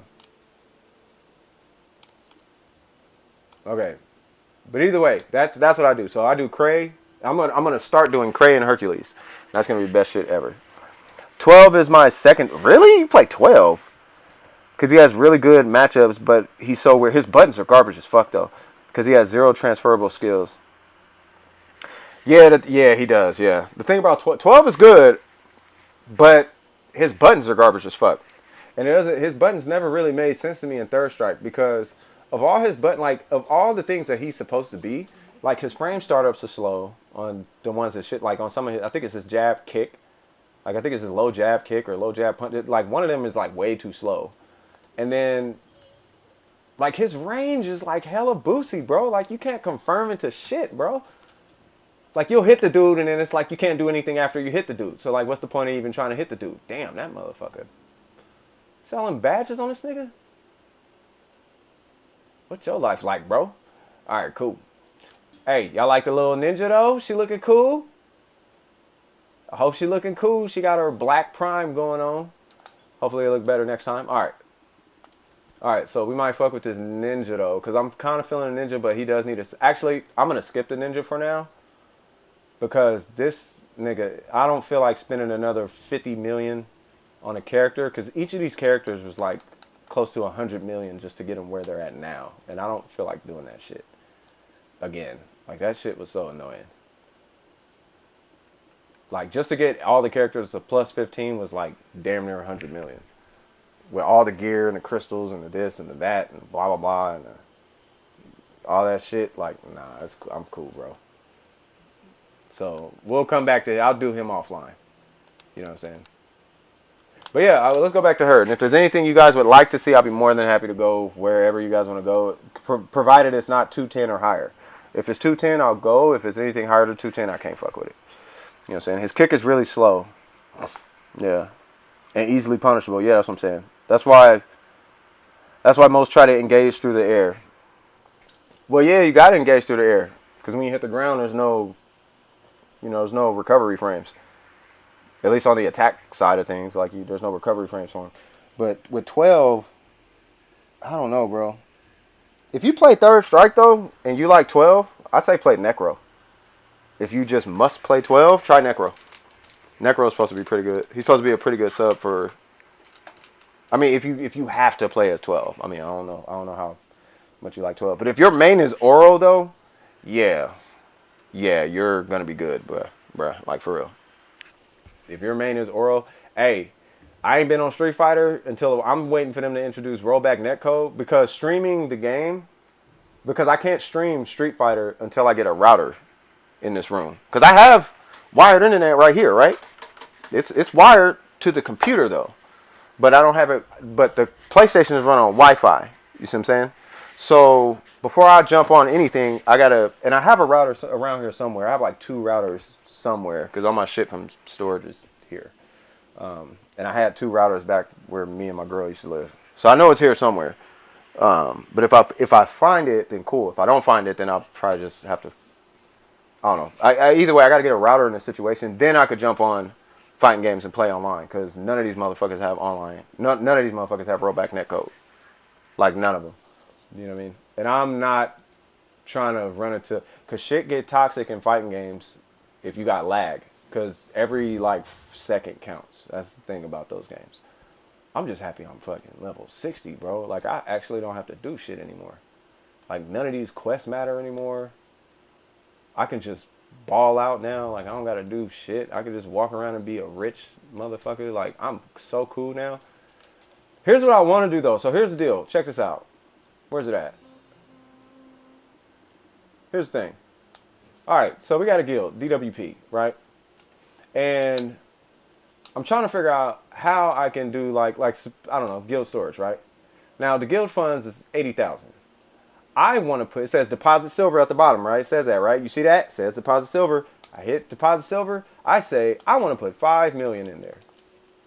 Boop. Cannot share your personal asset with guild, whatever.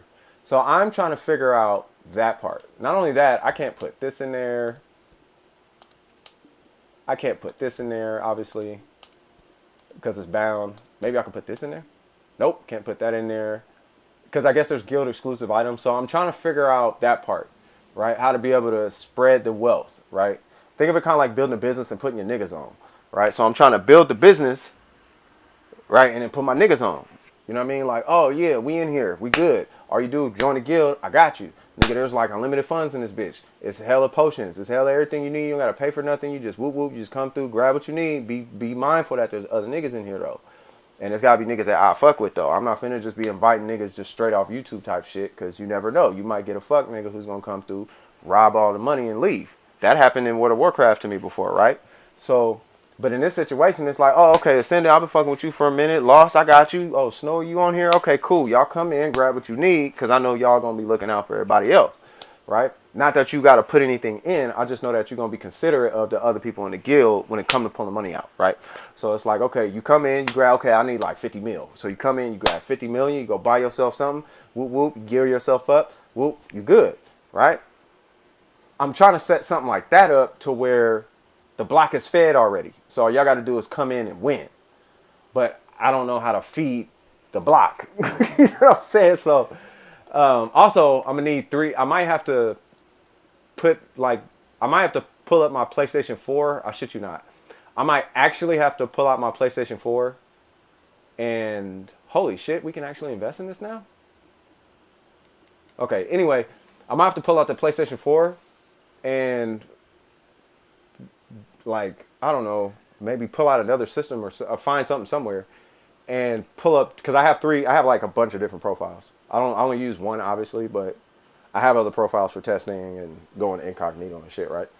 But pull those up and then come in here on alts just so I can do these. Because I'll do these solo. Well, not those, but I'll do the little mission thing. I'll do these solo. Like, they can't be that hard.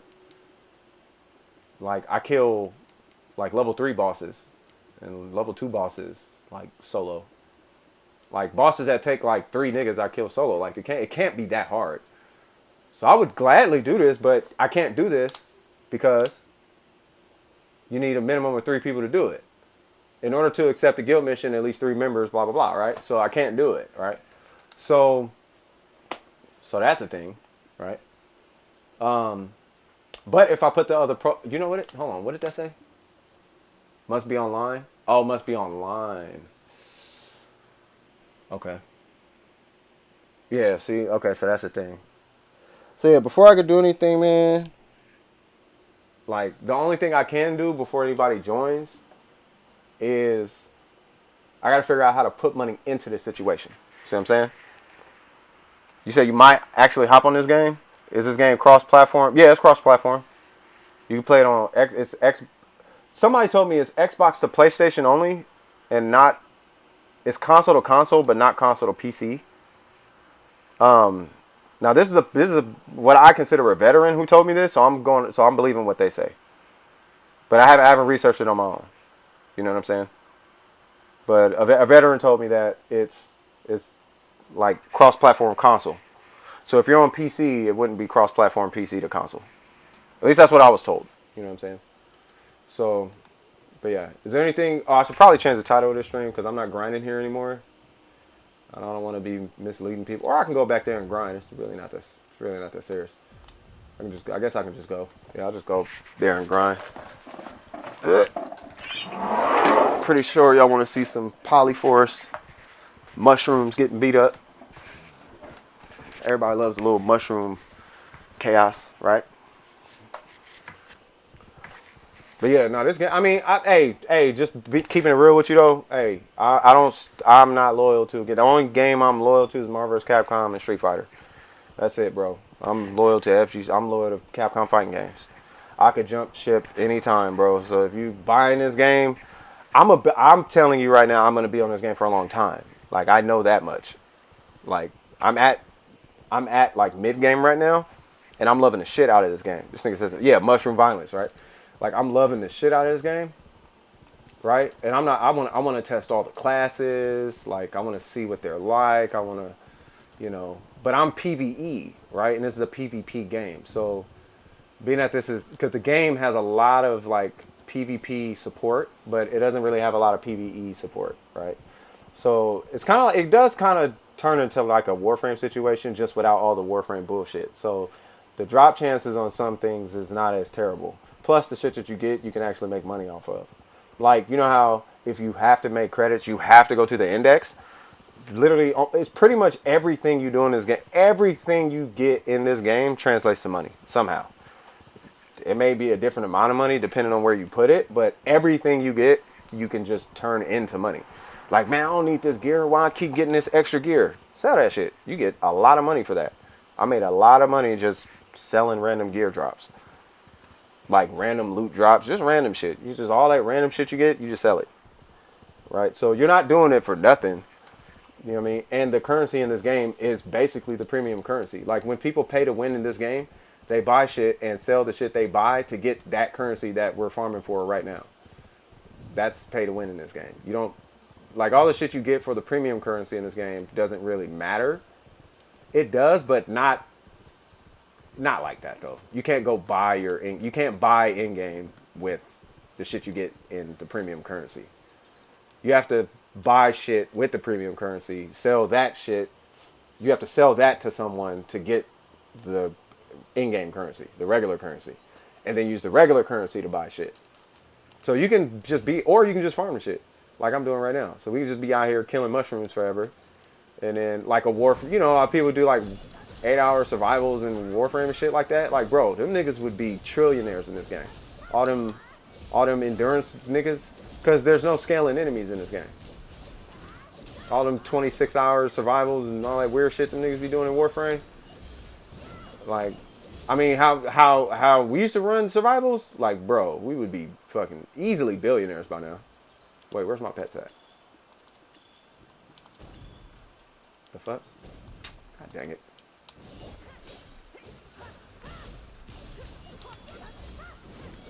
And you already know, Lost, they got Healing Return, boy. Or the equivalent of it. And you already know I'm rocking Healing Return, you feel me? You said, I wish Final Fantasy had that navigation. You have just follow the marker. Oh, I didn't even follow the marker. I hit a button. Like, if I want to go to my horse, I hit a button and she just runs by herself. See what I'm saying? So you can do that. But that's because there's no fast travel, though. Like, there's fast travel in Final Fantasy 14, though, right? That's the thing. I would imagine.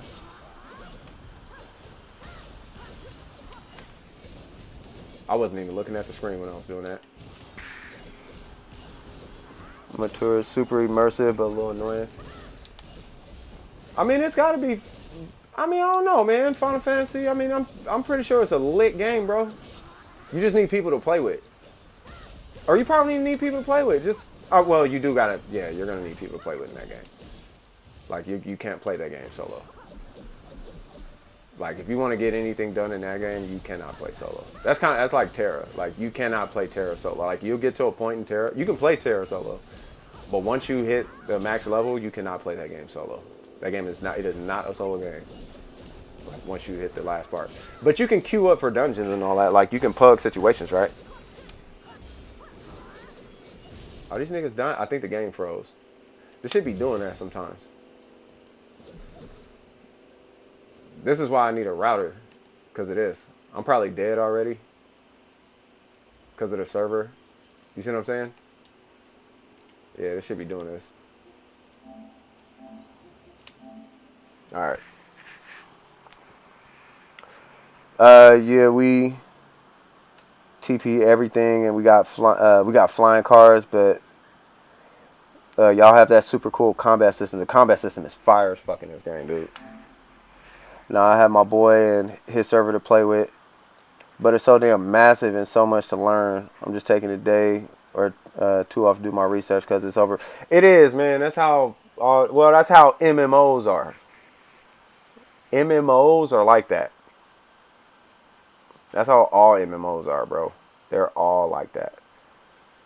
You know what I mean? I don't know how deep, like, the levels in that game go.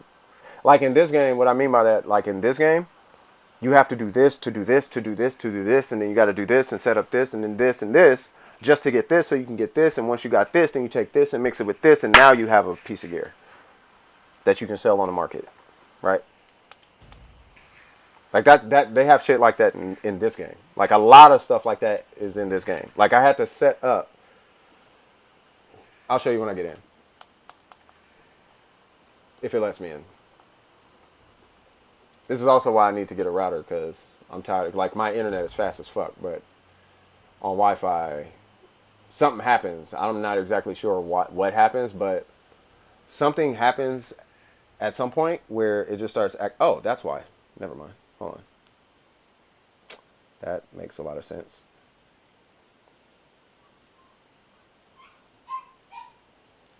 Let's switch that. And now we are good. There we go. Cool. All right. So I'm gonna show you what I'm talking about. So I don't know if Final Fantasy is like this. This is the one part I think that a lot of people might, if you're new to this game, because I had hella trouble with this, right? I literally had to just figure the shit out on my own. So you see how these nodes are red? Actually, let's come over here. I'm gonna start over here, right? So we're gonna come here, right? So you see how there's a gray line, right? And then I come here and it says invest contribution. Well, these are nodes, right? And these nodes are kind of like hookup spots. Like you get hookups and shit like that. But what the fuck is the point of a node? Well, the point of a node, I don't know if anybody's working. Like, okay, so you see that little yellow thing that's moving? That's a guy that's actually in here working, right? I don't know if you can see him, right? He's actually that's one of my employees, right? So why am I doing that? I'm doing that to get a resource to feed here so I can build furniture. Now, I also have another employee that I have on call, which is this guy, who's the guy who's going to build the furniture. You know what I'm saying? But in order to do that, I have to come here. I have to get this node. Then I have to get this node. Then I have to get this node. Then I have to get this node. Then I have to get this node, this node, this node, and then this node, just so I can get a type of wood that's needed as one ingredient to make one piece of furniture. Then, if I want to make clothes, I have to come down here and I have to do all this mining shit because I get a certain type of dust from here. I get a certain type of dust from here, certain type of dust from here, certain type of dust from here, which I think this is actually lumber. Nope, a certain type of dust. So I get all these different types of dust. I have to take that dust and I have to ship that dust all the way over here. You have to ship it, actually. It takes like an hour to ship. I have to ship it here, right? After I ship it here, then I have to set up another spot, which is here. I got to have a nigga from here go to this location and then to this location. As you can see, I got a dude coming here right now who's going to farm this stuff called flax. Have that dude deliver it here. Then I have to ship that from here to over here. After I do that, that's only 2 of the ingredients. The rest of them I just buy off the market because it's like I ain't finna do all that shit. But I do all of that because that's pretty much the only way you can get this shit. Just so I can make this item right here.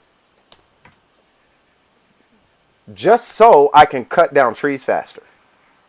It's the only reason I'm getting that. Is so I can cut down trees faster. And you need, I don't know how many of these things just to get a max rank one. And if you fail on ranking it up, it breaks the whole thing. You got to start from the beginning.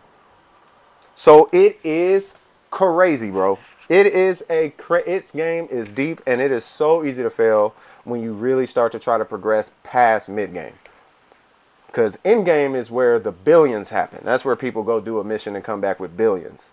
Or they do a thing and they have billions in their bank account. That's where that happens. That's end game. Mid game is like 60. End game is like 65. That's when you come down here and you're doing like, it's like you and like 5 people, sometimes 10 niggas, and you're down here beating up giants and all kind of Goliaths and crazy shit and castles and nigga, it's nuts down there. That's where that happens. I'm in mid game right now. But you gotta set that up just to make gear and furniture and random, it's stuff like that. That's only like one item that you saw though. That's not even like all the rest of them. Which is why the market is so important. But you'll go broke in that market so fast, bro. If you're just buying all the materials you need rather than just setting up shop and getting it for free, you will go broke so fast, bro. You might as well just take the long road and set up shop. You'd be so much happier. You know what I'm saying? And thus you have socks. Exactly. Thus you have socks. All right, let me catch up with these. I wonder if Mobile Black Desert can cross-play with PC or other versions. I don't know, man. I honestly don't know. I don't know if it's like Genshin. It'd be nice, but I wouldn't doubt it, though. I wouldn't doubt it. I mean, the controls aren't really crazy in the game. It's not anything far-fetched. I mean, they already got mobile games that have, you know, full-fledged controller support, so I wouldn't doubt it. Plus, iPads are kind of, you know, a game system in their own. Honestly, an iPad is a powerful gaming system. It's actually really powerful. Like the iPad Pro, you can actually do some things on the iPad Pro. You know what I'm saying? It's not up there with like, you know, full-fledged consoles, but I mean, for the sake of argument, iPad Pros are pretty legit as far as gaming. You know what I mean? Like you see what Genshin Impact is doing. You see what I'm saying? So if you can do that on an iPad Pro and it looks better than some consoles, because you know iPad Pro has a way higher resolution than half consoles out there. Like almost every console, like iPads are like 8K resolution on the screen. If they're outputting 8K to the screen on an iPad, bro, that's already better than PlayStation 4. You know what I'm saying? Like, and the frame rate half the time be better than the PlayStation 4. Bro, I was playing Genshin Impact on my girl's iPad. Now, it wasn't working entirely, right? But I've seen it on iPads and whatnot, and I'm like, bro, why is this running better on an iPad than it does on my PlayStation? On a PlayStation, the iPad is running better than my PlayStation 4. This is ridiculous. So I wouldn't. So that's what I'm saying. I wouldn't put it past this game being mobile, provided you got the right, you know, piece of hardware.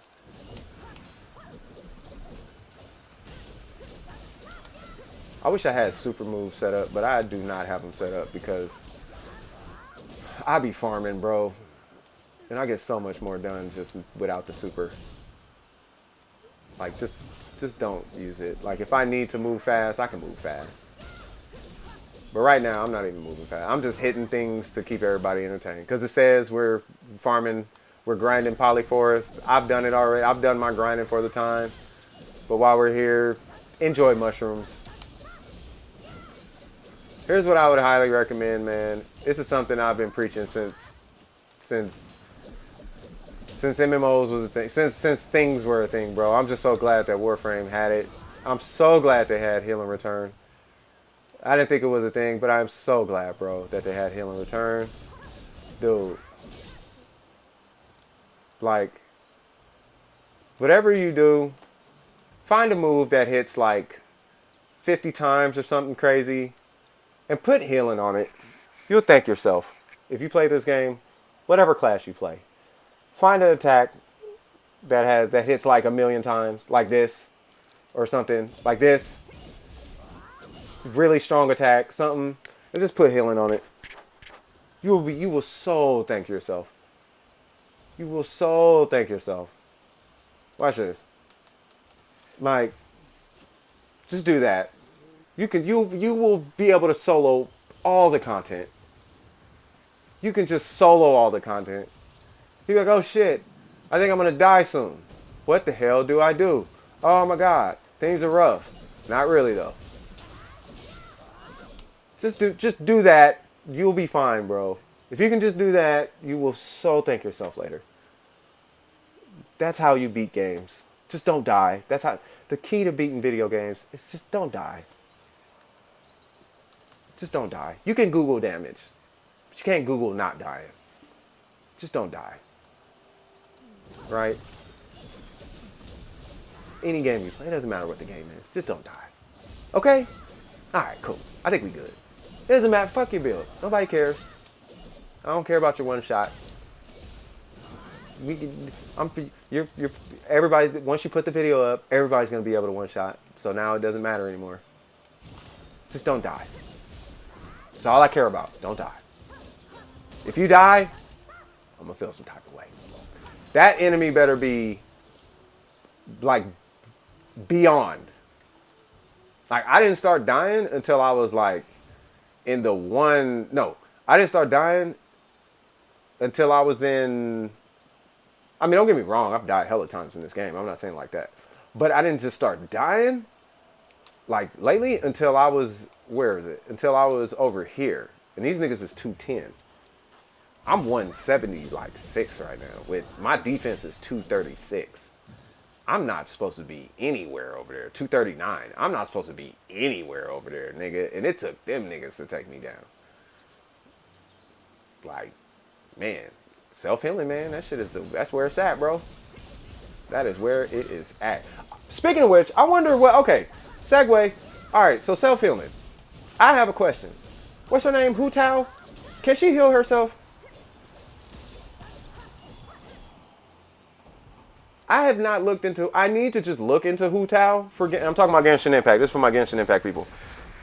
And thus you have, those poor mushrooms. Dude, fuck these mushrooms.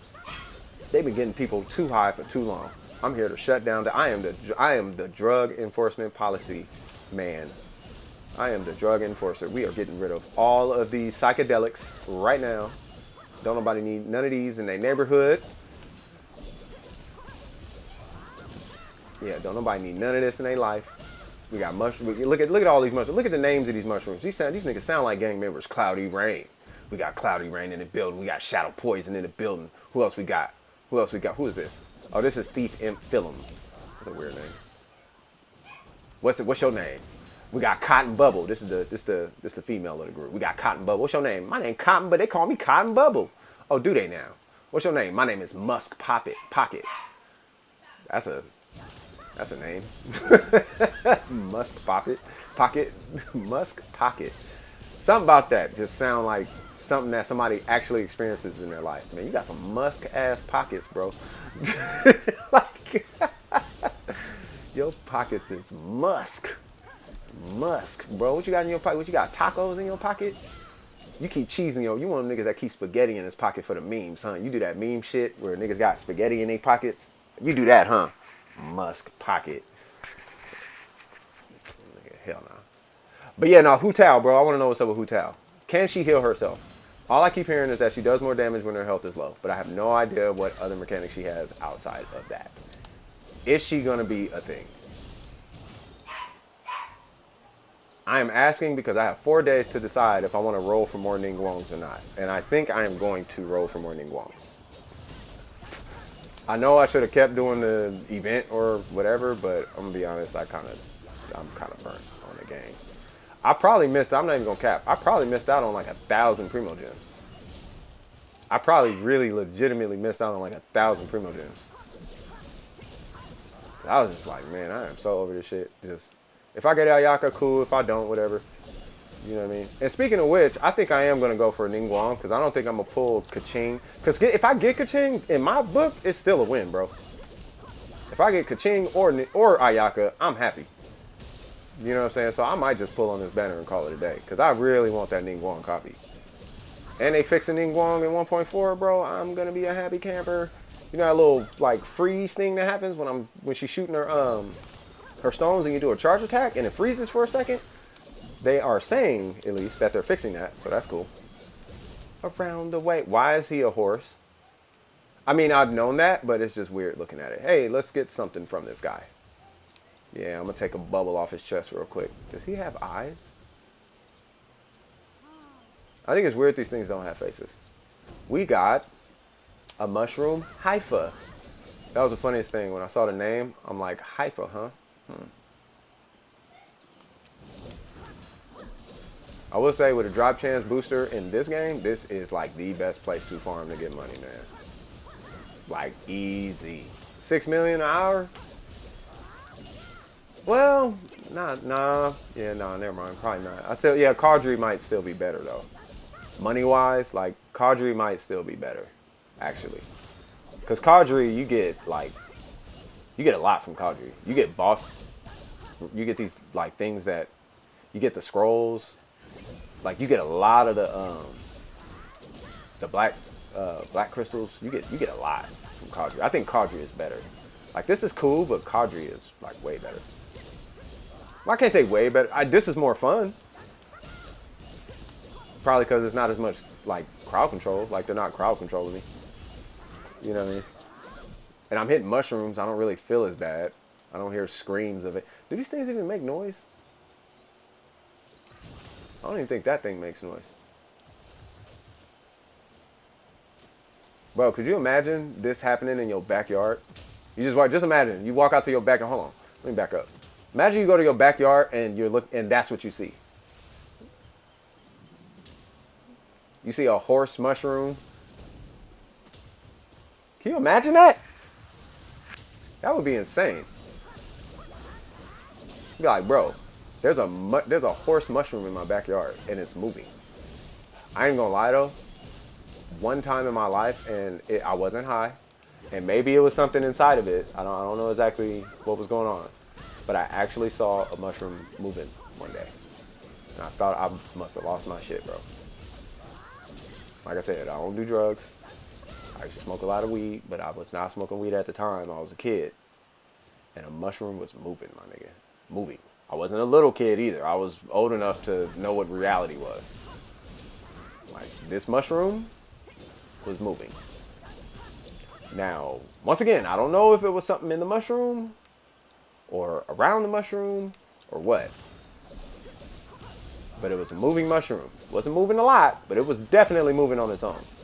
It was moving like sideways, and then it would like move slow, and then it would like move. It's like it was almost like something was under it, like digging under it.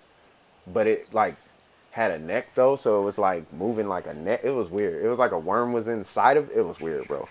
I was like, this is some crazy shit. Like, I didn't touch it. I just was like, I'm not going outside for a while. Let me see. No idea. I haven't kept up with her and her kid. Only the fan art. Oh God. But I don't think she has self heals. Could be wrong. I don't know. Some Plants vs Zombies Garden Warfare. Yeah, for real. That's what this feels like kind of right now. You know what I'm saying? I think I'll call this a stream though. Like I think I'll call it a stream. I think we had a good time. Did you guys have a good time? I hope you guys had a good time. You know, we covered a lot. We talked about, you know, a little bit of gang culture. Hopefully I gave you guys some information. Hopefully that keeps you away from that. You know what I mean? Hopefully it keeps you away from that.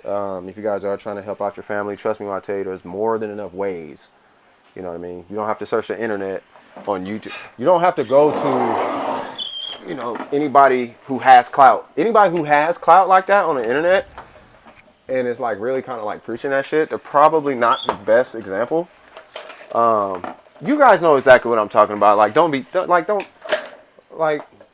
you guys ain't stupid. You know what I'm saying? Like, you guys know what's up, right? So, you know, but yeah, I hope you guys had a good time. I definitely had a good time. I hope you like what you saw. We hit level 60. So that's what's up. We hit level 60. Stuff to get out of pocket, obviously, you know. And I hope I really hope I give you guys some words of wisdom. I hope I move somebody. I hope whatever I said helps keep somebody away from like gangs, like for real. Because it's really not, life is not that hard. It's not that hard. It's really not that. It's hard, but it's not so hard to where you got to join a gang. You don't have to join a gang. You just be yourself around the gang and not join it. You don't have to join the gang. Unless they like put a gun in your head and make you join. At that point, I can't help you. You know what I'm saying? So, anyway, that's what's up. All right. So, without further ado, if you guys enjoyed what you saw, don't forget to like and subscribe. And as always, keep your wig screwed on tight. And I'll be hollering at y'all niggas in the next piece of content. All right. Love y'all. Peace. Woo!